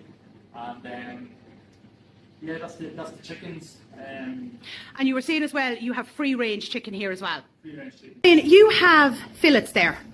Yeah, so we have 25 chicken fillets, all weighed 170 to 200 grams for €40. Also, I didn't mention any, we have the chicken burgers. Yes, so that's the fillets. We have a lot of people able to bring in and look for them because they do fly out the door. Other than the chicken fillets, anyone can bring in and do other orders as well. We normally have them ready as soon as possible for them. So. That's very good. You have the apple tarts here from locally from Bonnie Bolton. Bonnie Bolton, yes. And you have there's duck eggs there. Duck eggs there from Sandy Farm as well as the free range hen eggs as well. Very good. And then you have that Spice O' Life as well. Yeah, all gluten-free sauces from Dunmanway down to Cork. That's very good. And then I see over here as well, you have carrots and you have potatoes. You actually do some sticks over there as well. Jesus, it's like a Dunnes Stores in here. And what is your thoughts about the Mercosur deal?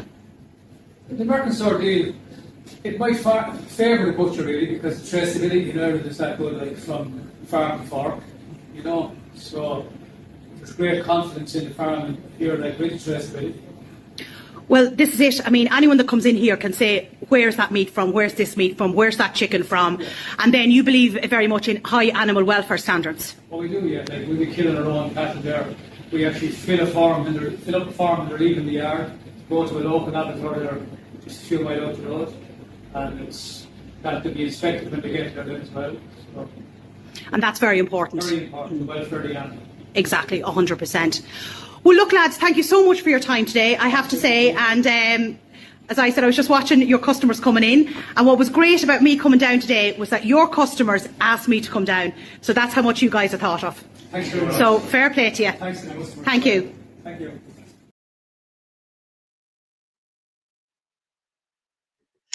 Right, so that is O'Neill Butchers in Carlow. So the bigger fella at the end on your left is Darren. He was so quiet. He was like, I'm not getting the video, I'm not getting the video. Yeah, he got dragged into the video. Then you have Brian in the middle, right? He was some fun. And then at the end, the smaller man is Ken, he's the owner. But now the full video, as I said, is on my Facebook page. But what is so great is that you see the amount of meat that they have, and all the traceability is there. Everything's labeled. You can ask them any questions. There's gluten-free, free-range chicken. You can order in, ahead of time if you want to pick up stuff.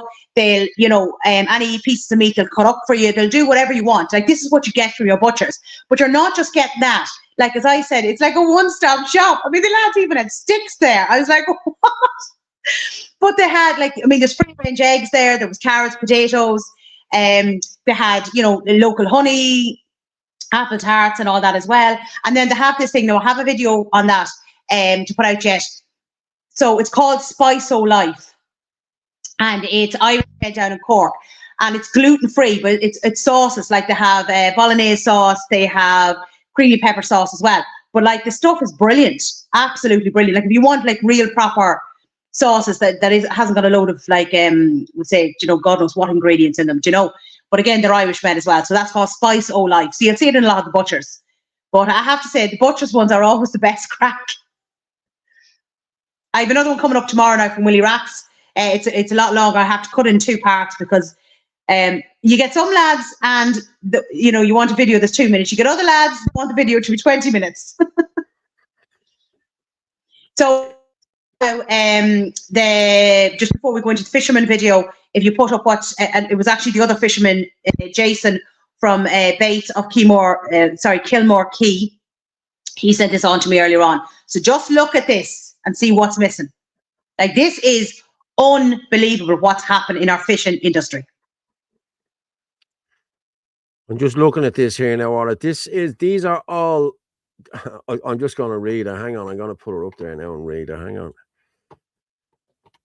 Let me just share this. Boom, boom, boom, boom, boom.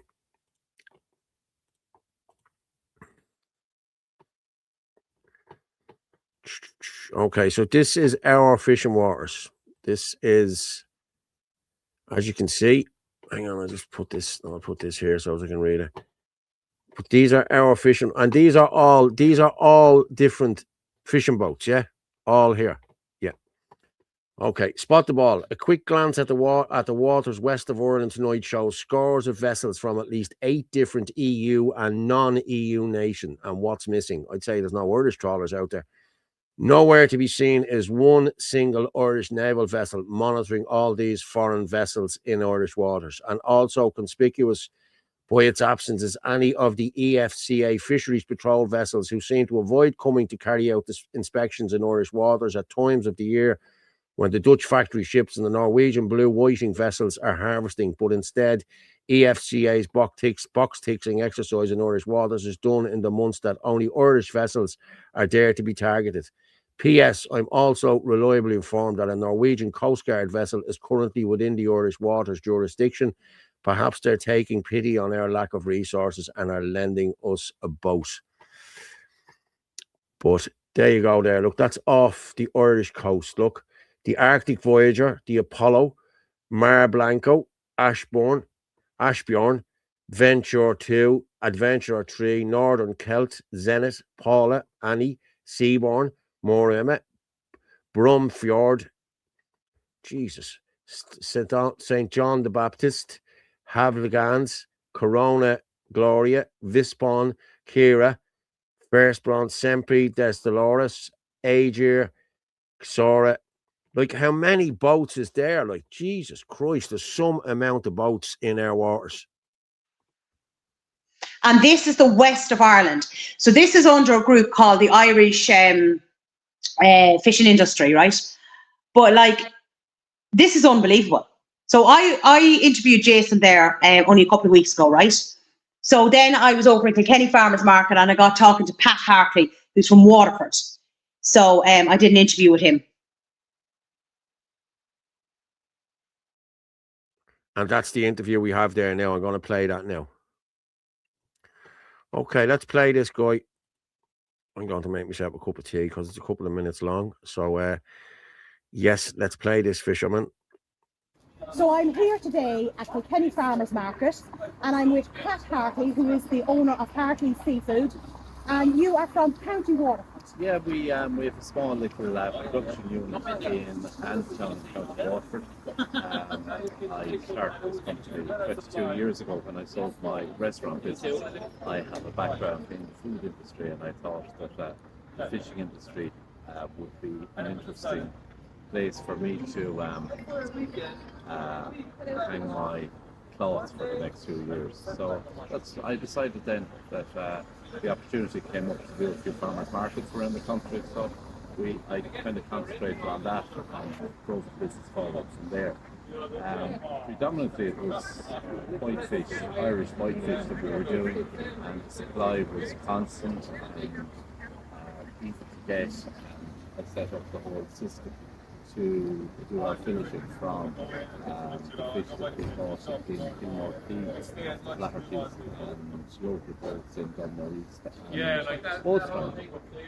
However, in the last, say, 4 years, it's becoming really difficult because of the decommissioning of Irish trawlers and just basically the scarcity of fish is becoming really challenging. So we've turned to buying off importers now because there's just not enough Irish fish around. And the state of the industry is in crisis. It really is in crisis. And I don't see a very bright future for Irish fish, to be honest with you, because the supply is gone. So that might be an issue with overfishing perhaps by all these Spanish and French trawlers over the years. So it really is starting to show now, you know. So I kind of fear for the future, to be honest with you. And would you find a big impact on the likes of Iceland and Norway on your fishing, as in the non-EU? I do, but they are filling the void for the Irish fishing market at the moment because there's an awful lot of importers bringing stuff into Ireland. So without their supply, you wouldn't genuinely see an awful lot of fish in Irish supermarket counters. So as much as we give out about them, they're extremely necessary now, and they've seated themselves very comfortably into the Irish market. Another fisherman was saying to me that what he was noticing as well was the size of the nets, that they're using nets that are very small and they're not letting small fish through. So that's again impacting things. Yeah, they have different fishing methods that are outside EU regulations, but that's kind of up around Iceland and up around the colder waters of Scotland and the whole lot.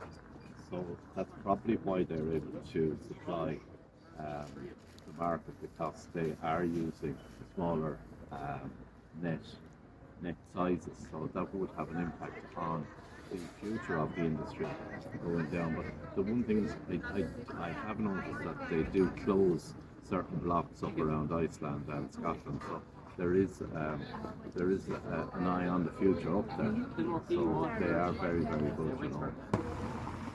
The thing you see with a lot of this is when governments get involved, there's an awful lot of bureaucracy involved, so an awful lot of the money is spent on wages of the administrators as opposed to getting directly to the coalface. And you know, that's how governments work, unfortunately, that they see themselves in bureaucratic paperwork. And 80 to 90% of all the monies that are available leads the offices that where the paperwork flows around. So the idea of it is really good, but unfortunately it doesn't really get to the coalface. But there is people that have benefit from it, and the bigger people, the bigger companies will always benefit out of this because they can afford to pay the administrators in their own organisations do the paperwork. The paperwork is onerous for even any small grant. And there's another issue as well, that it's a one-size-fits-all. Like I have the exact same regulations from the SFPA as somebody that would have 100 times more business than me.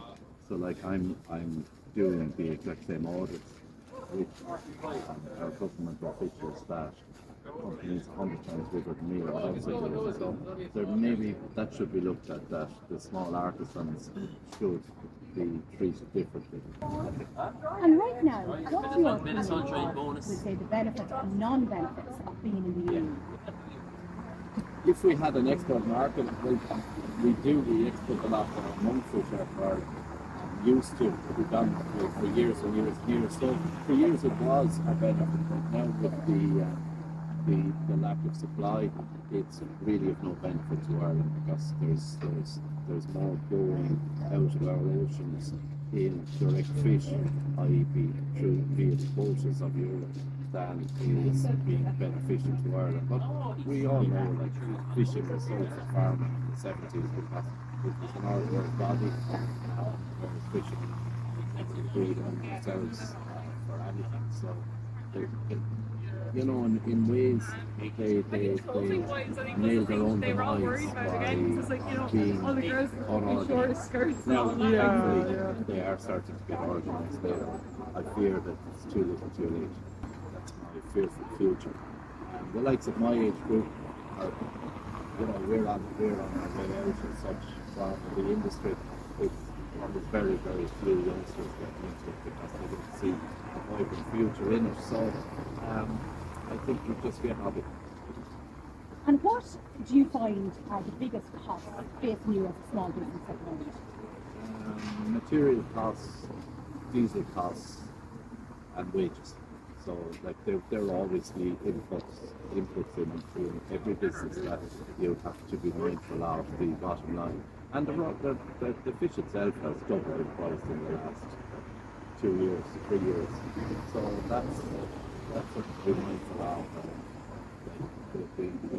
The Irish people, Irish and English people in general, are used to paying 10 to 12% of their wages on food. In actual fact, the reality is it should be 20 to 25% for it all to make sense everywhere. Like, farmers being paid not to farm. Their input costs are similar to ours. They have feed, we have diesel, we have network equipment, boats. Some of those boats, like, are 10 million euros. So, that's margins. So, like, the input costs are bank loans and everything. So they're paid. Farmers are paid a subsidy to ensure food security. The majority of people on boats are not guaranteed wages. Like, you have no wages. It's not a set rate per hour. If you don't catch fish, you don't get paid. So a lot of them are just not going out to sea. It's more beneficial for a lot of the crews now to just sign on social welfare or go into the building trade, you know, and that's, you're seeing more and more and more. A lot of the boats that I deal with are having big problems getting crews. You know, the same boats used to have a waiting list of crew to go on to. So that's reflecting in the industry now, manpower shortages as well. And, like, to keep manpower, they're going to have to guarantee a set wage of some sort. And that impacts on the business owners. If they're guaranteeing wages and you're not catching your fish, it's going to be quite difficult for a lot of them to survive. How long are you in this business now? 22 years. 22 years. So you've seen a lot of I've seen a lot of changes over the last 22 years. The biggest one is the lack of supply. We just have to get enough fish. So, like, I have customers ringing me all the time to if I supply them. And they just can't, because they can't guarantee the fish at the price they need. Like, we can get fish to make a profit for everybody. They can't touch it. I'll say, I know the lads are a bit camera shy, but I have to say the two lads that are here are just absolutely brilliant. They're a great bit of crack. They are super and lads. yeah. Look, there they're on camera. Give a wave. But you know what? This is what it's all about: shopping local and supporting small businesses. And community. You know, this is, you know, people can come in here and have, we'll say, the chat and the bit of crack, and, you know, it keeps things going. It does. It keeps us real, you know. Yeah. Thank you. Well, Pat, thank you so much. I really appreciate your time. Pleasure. Thank you, and have a great day. Thank you.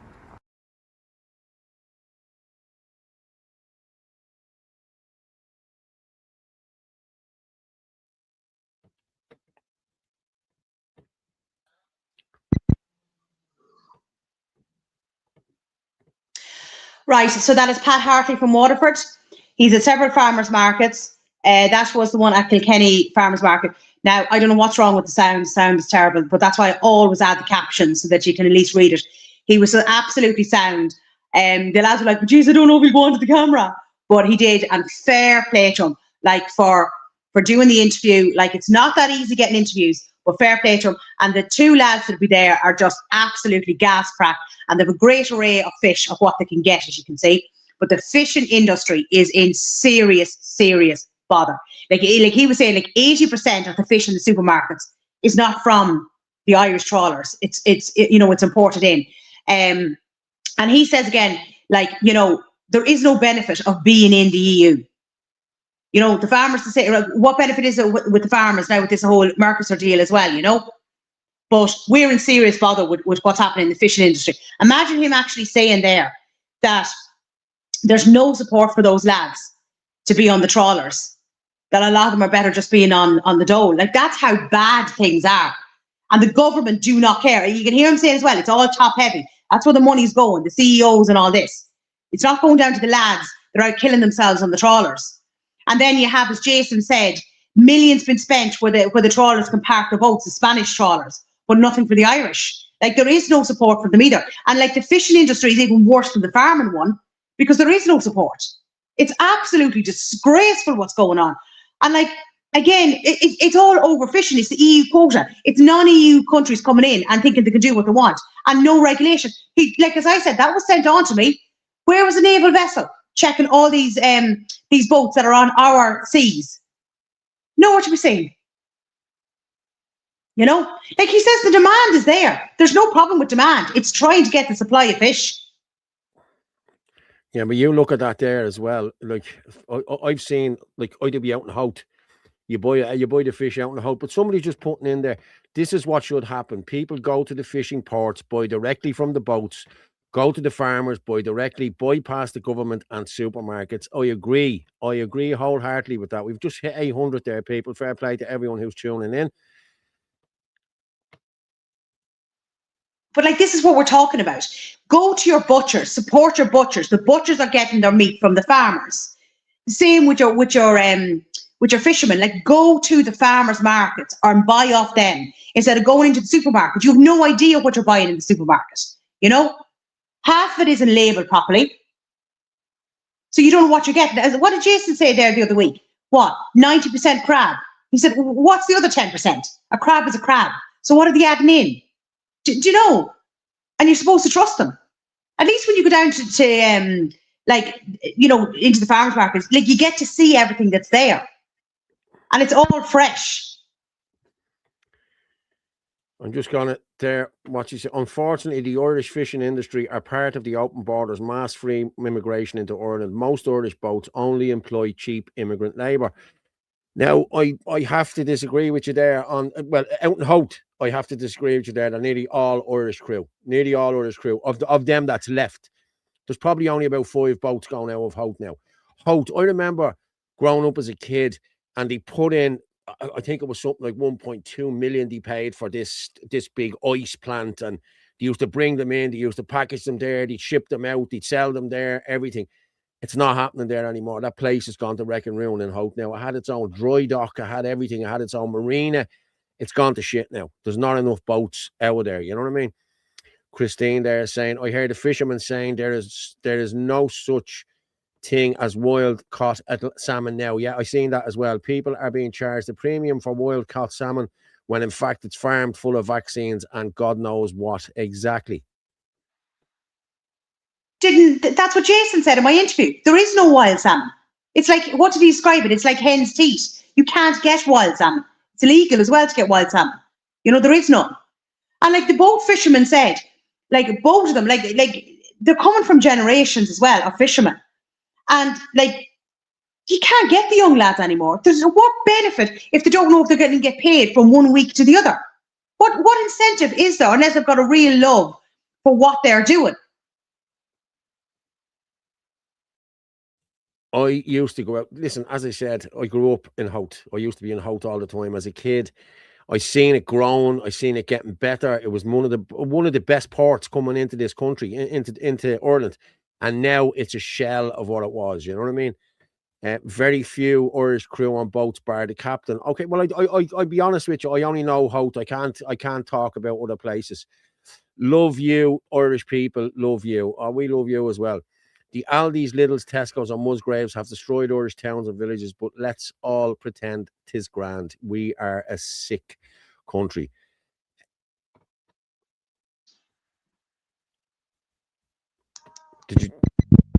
Did you just send that on to me? Okay, let's try this now. Okay.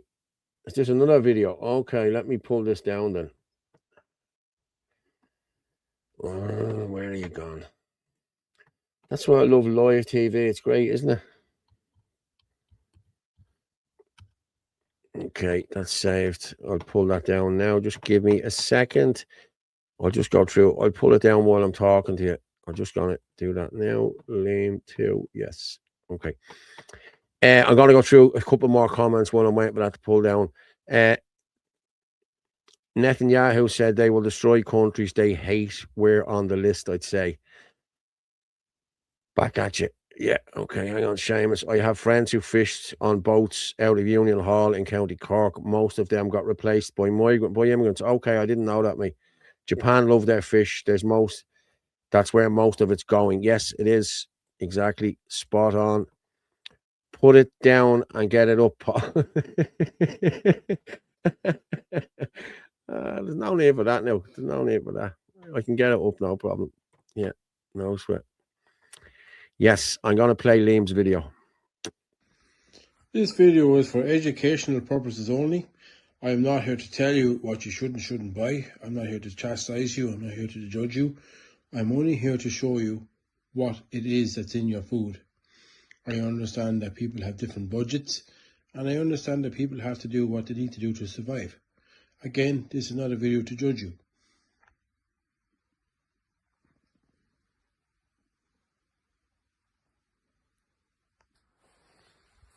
So, following on from the last video, I said it would be interesting to make a video which would contain the most commonly held household items that a housewife, mother, or partner might use to make somebody a lunch. So, we're going to go through all these things. We're going to combine them into a sandwich, which would be in an everyday school box, lunch box, etc., for somebody going off to school or to work. So we're going to look at the labels, etc., and we're going to see exactly what's in the food that people are eating.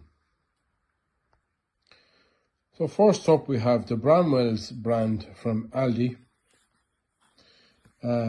real mayonnaise.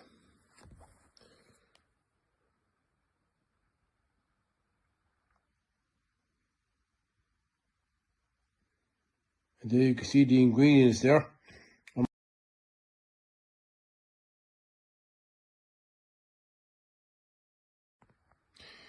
In keeping with the Aldi team, we have the Brannan's finest quality, crafted with care, deli style carved ham.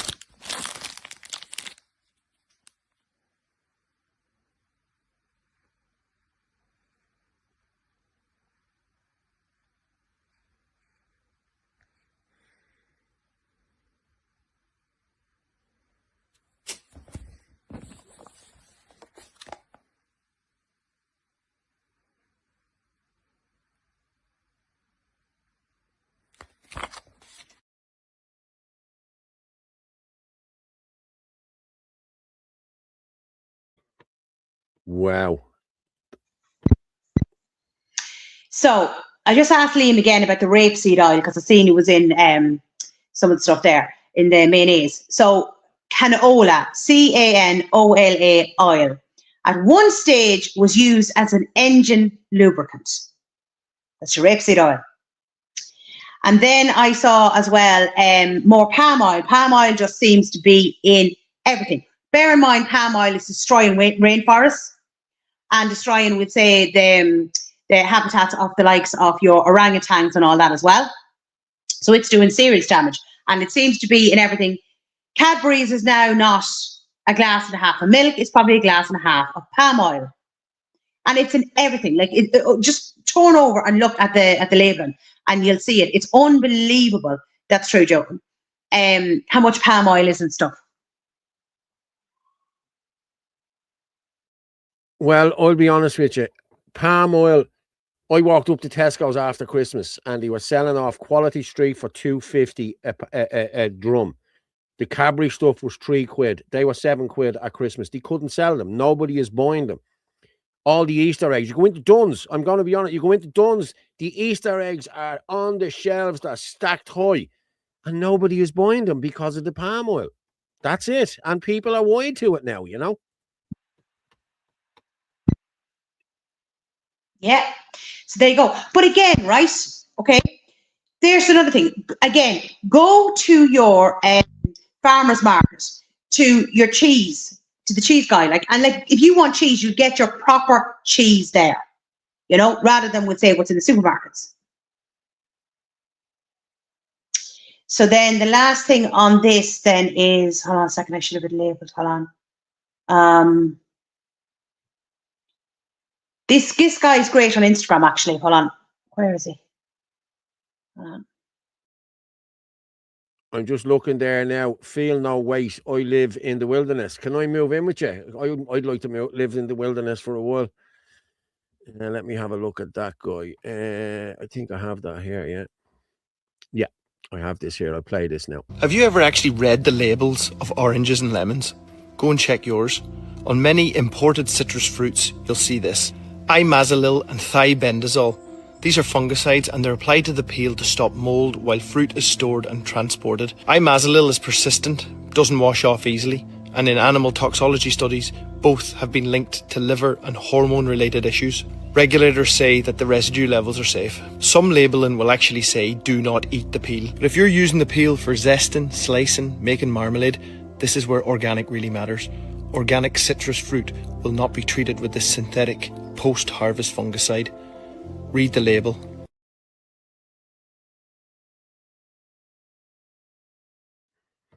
Wow. So it's all treated now. It's all thiabendazole. What? That even sounds bad. So but that's labelled as safe. So I think anything that the FDA or any of these other ones are labelled as safe, we should say no.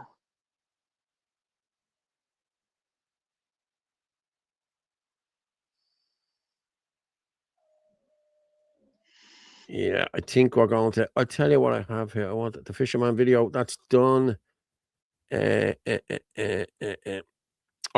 I just want to play Ava's video because I want to keep this in. No, Ava will be next. Okay, I want to do this. This is Russia. Okay, and then we'll move on to the vaccine stuff and then we'll finish up. But this is Russia. This was a statement from Russia yesterday. It's dubbed, so people will be able to see what's been said. So I'm going to play this now. It's 3 minutes long. And if we get into a war with these are going to nuke us. These are going to do us. We have taken note of the sharp polemic taking place in Ireland surrounding the decision of the country's parliament to approve a recent European Commission proposal to allocate a loan in the amount of 90 billion euros for military and financial support to Ukraine in 2026 to 2027. Thus, representatives of the main opposition parties subjected the government of Mikhail Martin to harsh criticism for its readiness to transfer funds to Kiev, the majority of which, without any doubt, of course, will be used for military needs. It is directly pointed out that, by agreeing to this initiative, Dublin has effectively signed up for an indefinite escalation of hostilities. It is obvious that only manufacturers of military products, including those from European Union countries, will benefit from this step.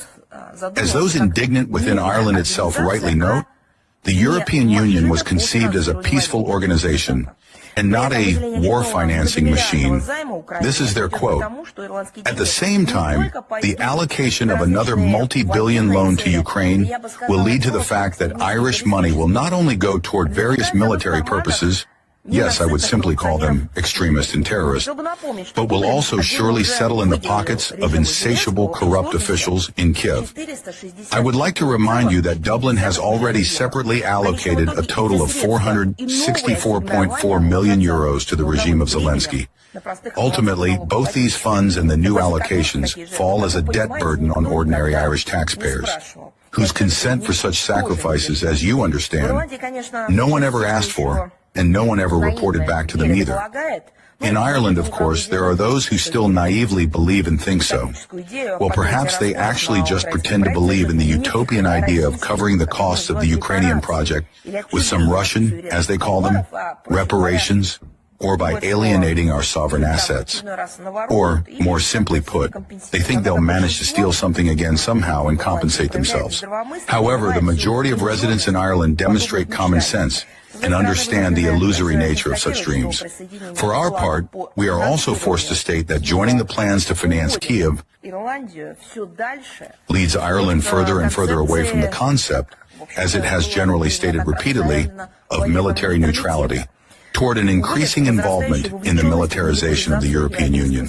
The country's authorities are ever more persistently pushing Dublin's participation in specialized European Union and NATO programs and are striving to increase defense spending.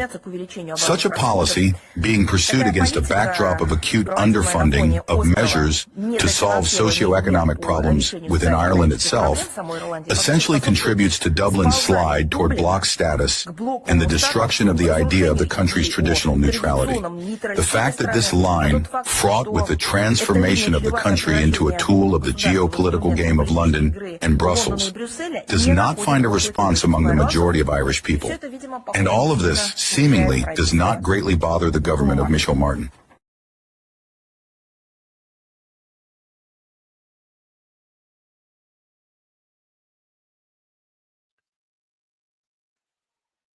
So there we have it.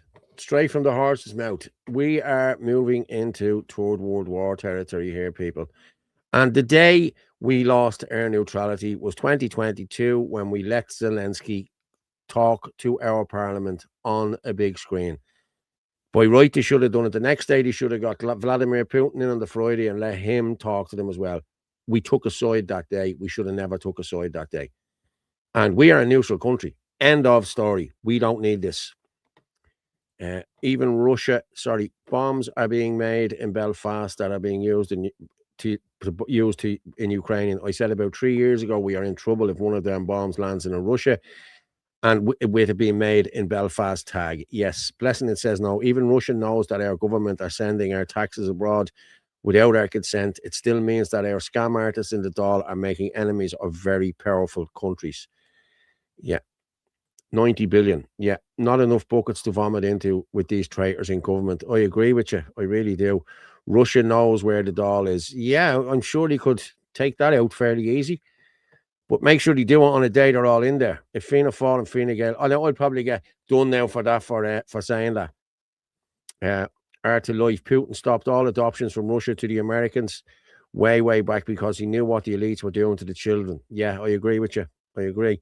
90 million. It's 90 billion they are giving, Patrick. 90 billion. Yeah. We as a people didn't take a side. The mafia in the Dáil did. Exactly. I didn't take a side. Third World War. Yes. This is why the government are planning and bringing in England to join the Irish Army. Yes. Micheál Martin and the whole corrupt government is killing us slowly. Well, listen, with the shit that's coming out now about the elections being rigged and everything else, somebody needs to step in here. And I'm hoping that it's someone from America. John Flynn, I'm delighted they called our government out, and the poor children looking to get operations in this country and giving all the money to this war machine. Yeah, I agree with you. Just got a message in there. Let me have a look at it. Yeah. Okay. Boom. I'm going to start off here with, we'll start off the vaccine thing here with, I just want to play Young Ava, and then I'll come back and we'll play the vaccine stuff. But this is, don't want to get this young girl. She would have been 18 in a couple of weeks' time. So it's sad. It's heartbreaking. And love goes out to Martin and his mother, or Martin and Ava's mother. So yeah, I play this.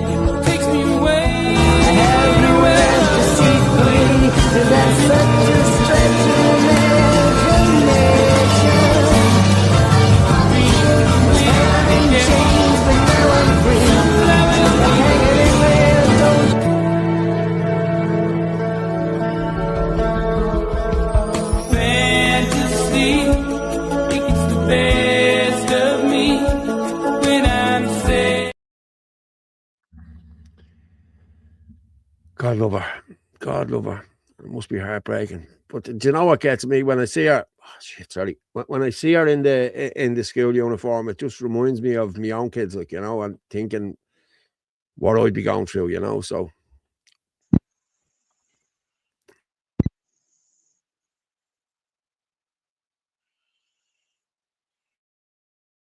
people are just saying, yeah, beautiful angel. May she rest in peace. God bless her. R.I.P. Ava. The money is for Zelensky for child traffic and the Russians in Ukraine. Underground tunnels with loads of kids. And then they said Putin took the kids. He saved them. Yeah, I seen that. That's so sad. Lads, I know. It is very sad. And see, I get emotional about it. So yeah, because it reminds me, my own kids, like, you know, my own kids are young like that, you know. In our communion dress is so sad. Yeah, it's just so sad. It really is so sad. It is. Oh God. Okay, we'll kick off the vaccines now, all right?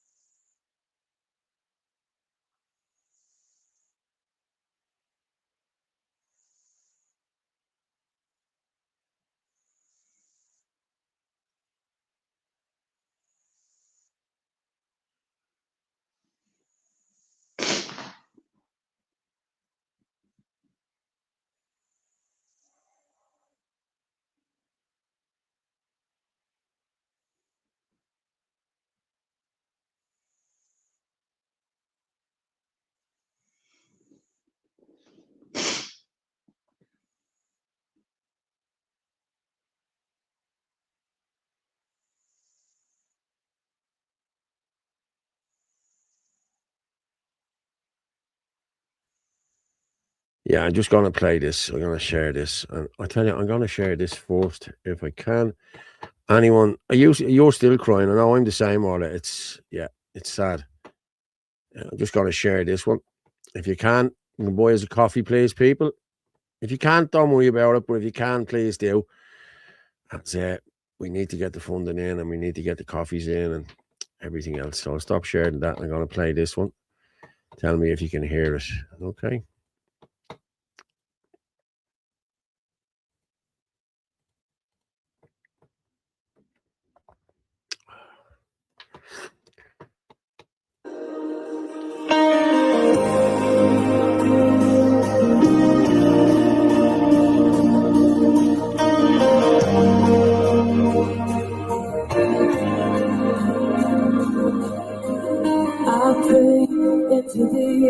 atmosphere. Spirit of God, you're here. You have all authority. I pray over my heart and mind. I am healed by your stripes. Your blood declares that I am free. In the mighty name of Jesus, I pray, calling on the power of heaven. I proclaim every weapon formed against me must break. In the mighty name of Jesus,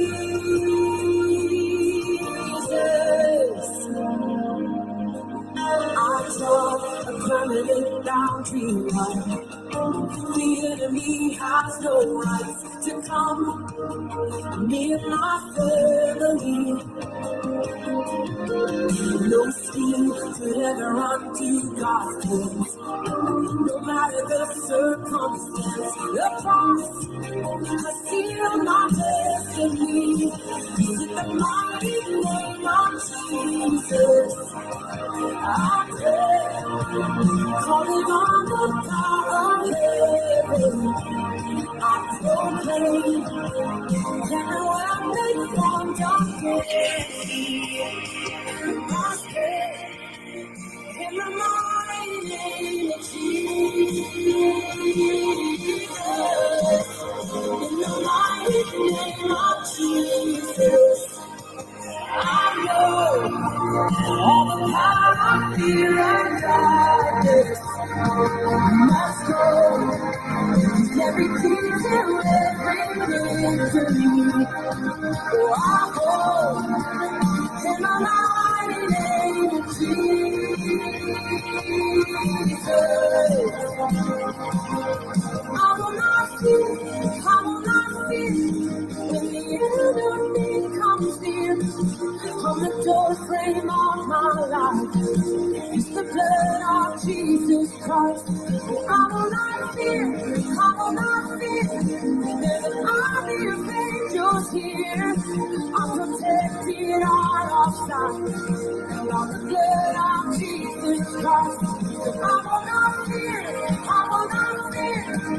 When the enemy comes near, from the doorframe of my life, it's the blood of Jesus Christ. I will not fear, I will not fear. There's an army of angels here. Oh, I'm protected on all sides by the blood of Jesus Christ.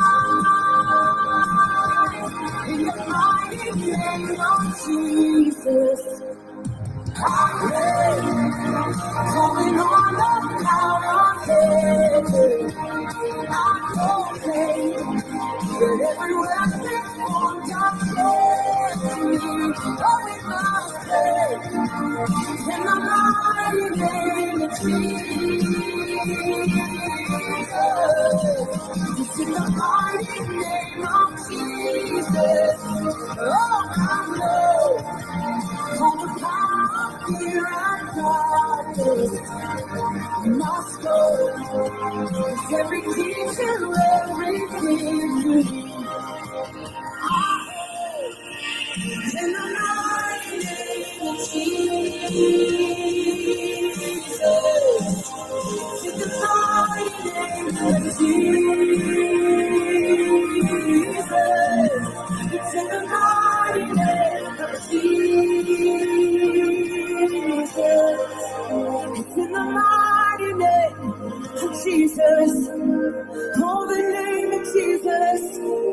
There's no higher name. There's no greater name. It holds all authority, all power. It's in His name. Oh, For this criminal cartel and the dog, heirs, children, and God's children are saying no more.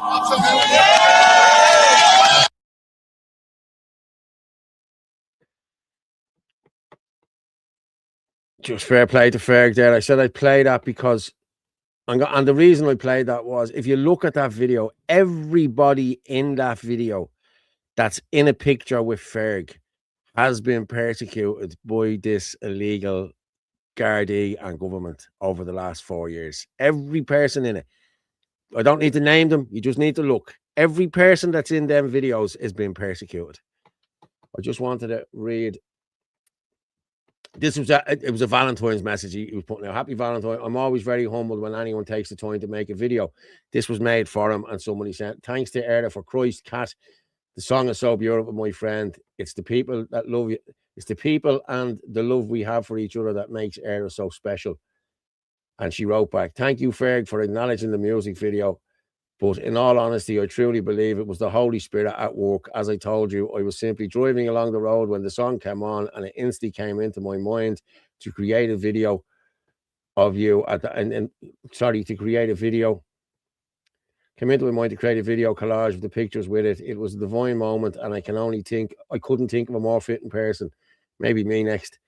You are a true Irish patriot, devoted to your wife, children, and country, and above all, Jesus Christ. Every one of those pictures reflects the love and dedication you have given. I also want to thank you sincerely for everything you have done for the children of Ireland. You're a humble man, and I don't think you fully realise how respected and appreciated you are. God bless you, Laurie, and the children.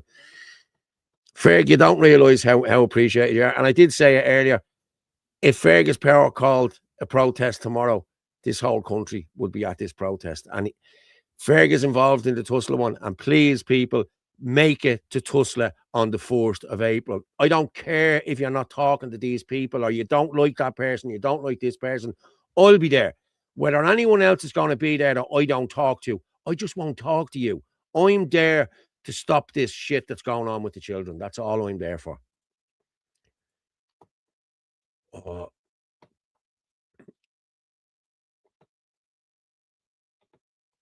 Yeah. I'll move on here now. Hang on there. Which one do you want to go with? We've 10 minutes left, Orla. So I have, okay, that's gone.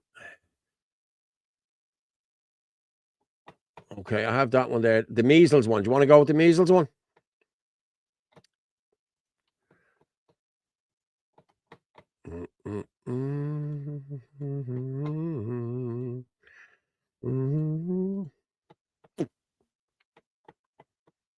Many parents are really stressing out about these measles outbreaks that have been in the news lately. But here are 4 reasons that I'm not worried about the measles. First, I know that the CDC defines a measles outbreak as just 3 cases. That's right, not 3,000 cases, not 300. So when I hear about another outbreak, I just keep that number in mind. The second reason, the risks for measles complications or death are incredibly low. You may see news organizations that are referencing numbers from like the World Health Organization, and they may say things like 11 million cases in 2024 or 95,000 deaths. But it's important to remember that these are worldwide deaths. And some of the people included in that number lived in situations where they may be malnourished or it may be unsanitary, and they may have no access to any sort of medicine or medical treatment. So instead, we should look at US only statistics. And here you can see that last year, the CDC reported 3 deaths out of 2,267 cases. Now, the Physicians for Informed Consent reminds us that 90% of the cases are so mild that they're never even reported to the CDC. So the actual case fatality rate is much, much lower than what the CDC reports. Now, the third reason that I'm not worried about measles is that there are many treatment options available for measles. Let's start with vitamin A. So the Physicians for Informed Consent reports that in the US and in other developed countries, that about 92% of the hospitalized measles cases are due to low vitamin A. And the World Health Organization backs this up. They say that vitamin A supplementation may reduce the number of measles deaths. They also mention the importance of drinking good water and eating a healthy diet. So making sure that your kids eat a lot of high vitamin A foods is really helpful. Now, in addition to vitamin A, there's also homeopathy. So there was this conventionally trained medical doctor named Dr. Dorothy Shepard, and she later turned into a homeopath, and she wrote a book called Homeopathy and Epidemic Diseases. And in that book, she says that she went through 4 epidemics of measles in her career, which included several hundred patients, and she never lost one. But she says that she heard of several children that were treated conventionally dying. And I just love what she says on page 43 of her book. She says, "It was said that all of my cases were extremely mild. They were extremely mild because homeopathic medicines made them so." So what homeopathic remedies was she using? Well, here's a list.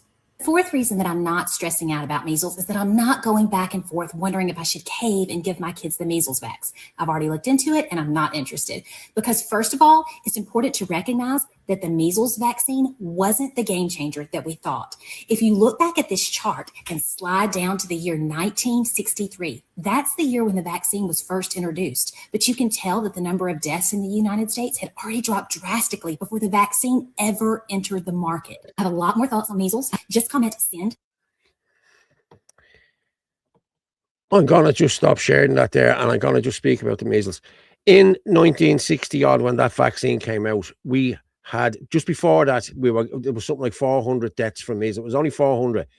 There was no running water, there was no sanitary, and it was only starting to come in at the time. So that would have stopped the measles epidemic that was happening with clean hands, clean water, toilets, facilities, and the whole lot. So it wasn't this vaccine that stopped measles. It was us just getting on with life and showing, getting toilets together, getting a sanitization together. That's what stopped measles. Nothing got to do with a vaccine. Same with the polio vaccine.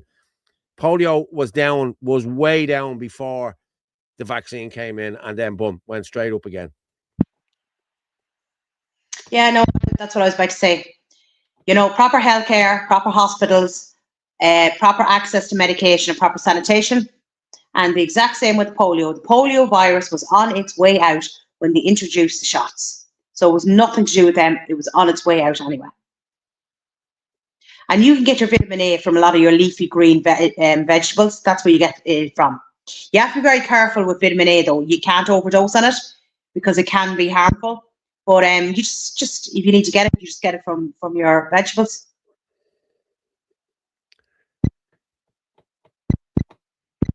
Sorry, I have one there. Coffee bought. Thanks very much, Barry Walsh. Fair play to you for buying a coffee. Thank you, Barry. Well done, mate. Anyone else, if you can buy us a coffee, I just put the link into that. I just put the link in there into the thing, and I'm also going to throw back up the Revolut one. I'm here because we're nearly finishing up there now, people. We've one or two more just to go with. We're 23. If you can buy us a coffee, please do. Thank you very much. I'll stop sharing that. I've one more there, have I? Boom. This is from one in the 1960 to 31 in 2022. Yeah, okay, I'm going to play this. It's now 1 in 31 as of 2022 from the CDC Autism Spectrum Network. I've always felt, as a pediatrician in the trenches for 35 years, we went to school at the same time. I didn't see autism when I was a child. I didn't see autism growing up. I didn't see autism when I was in medical school. I only saw a few cases in residency, and then it just exploded starting in the 90s and 2000s. Yeah. What's happened with the prevalence of autism in our country? Well, it was about 1 in 10,000 in the 1960s. It's now 1 in 31 as of 2022 from the CDC Autism Spectrum Network. Now, this is important. So it's not equal around the country, but 1 in 31 nationally, 3.2% of all children, 27% have profound autism, meaning severely mentally impaired, cannot communicate with their parents, can't navigate the bathroom independently, and need essentially round-the-clock care. So it's on the rise. There's no doubt about it.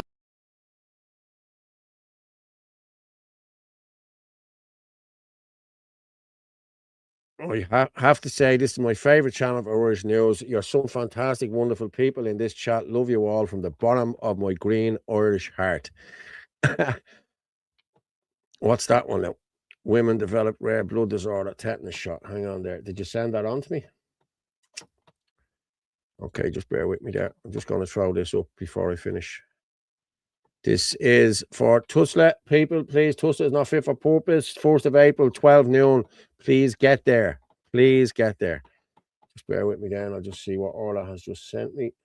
Oh, just send it to me. Hold on. Which one again?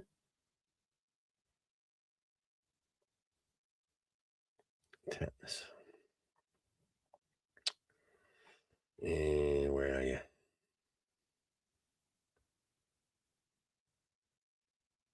there it is there. Okay, I'll just share this and we'll move. I'm going to finish up then. All right. So this is the tetanus one. Share this. Okay, the tetanus shot. A previously healthy 48-year-old woman developed immune thrombocytopenia, ITP, 1 week after receiving the TD shot following a traumatic injury at home. The woman was hospitalized twice within a month of receiving the vaccine to treat the vaccine injury. According to the researchers, prior research has shown that tetanus vaccines may, in extreme cases, cause IPT primarily in children. Primarily in children. Oh, shit, hang on. Yeah, primarily in children. Clinicians could be aware that ITP represents a very rare but potentially life-threatening adverse reaction, the study authors wrote. The woman's injuries suggest that they need more research into the possible link between TD vaccine and the onset of IPT in adults. Okay, so the tetanus shot is not fit for purpose either. Oh. Okay, I think that's going to be us for this evening. Orla, what do you think? Yes. Yeah, okay.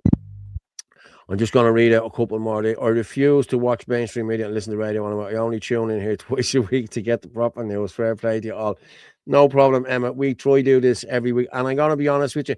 I know I'm asking people to buy coffees and do this and do that. Even if people don't buy coffees, I'll still be here doing what I do. You know what I mean? We need to get this out. I still have a mark on my arm from the 3-in-1 and I'm 57 and I still got measles when I was a kid. We all got measles when we were kids. Listen, I remember my kids got measles. We threw the 5 and like I've 3 and we threw the other 3 from our sister and we threw them all into the one bat. They all got measles. It was all done within a week. Everything was hunky-dory. Yeah. Okay. All right, we'll finish up there now and I'll drop you down, will I?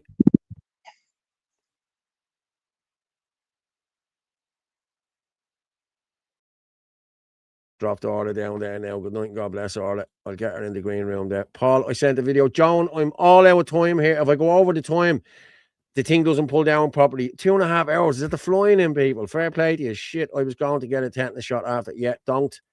Night, folks. Night. Irish seaweed. Yes, get it all. Okay, people. As I said, we've hit 900. Fair play to everyone. Thank you very much for tuning in. And I'm going to, as I do every night I'm here. Let me get me our line up here. There we are. I'm in the middle. As I say every night, the truth is like a lion. You don't have to defend it. We'll see you all on Wednesday, by the way. The truth is like a lion. You don't have to defend it. You just let it loose and it will defend itself. Good night and God bless everyone.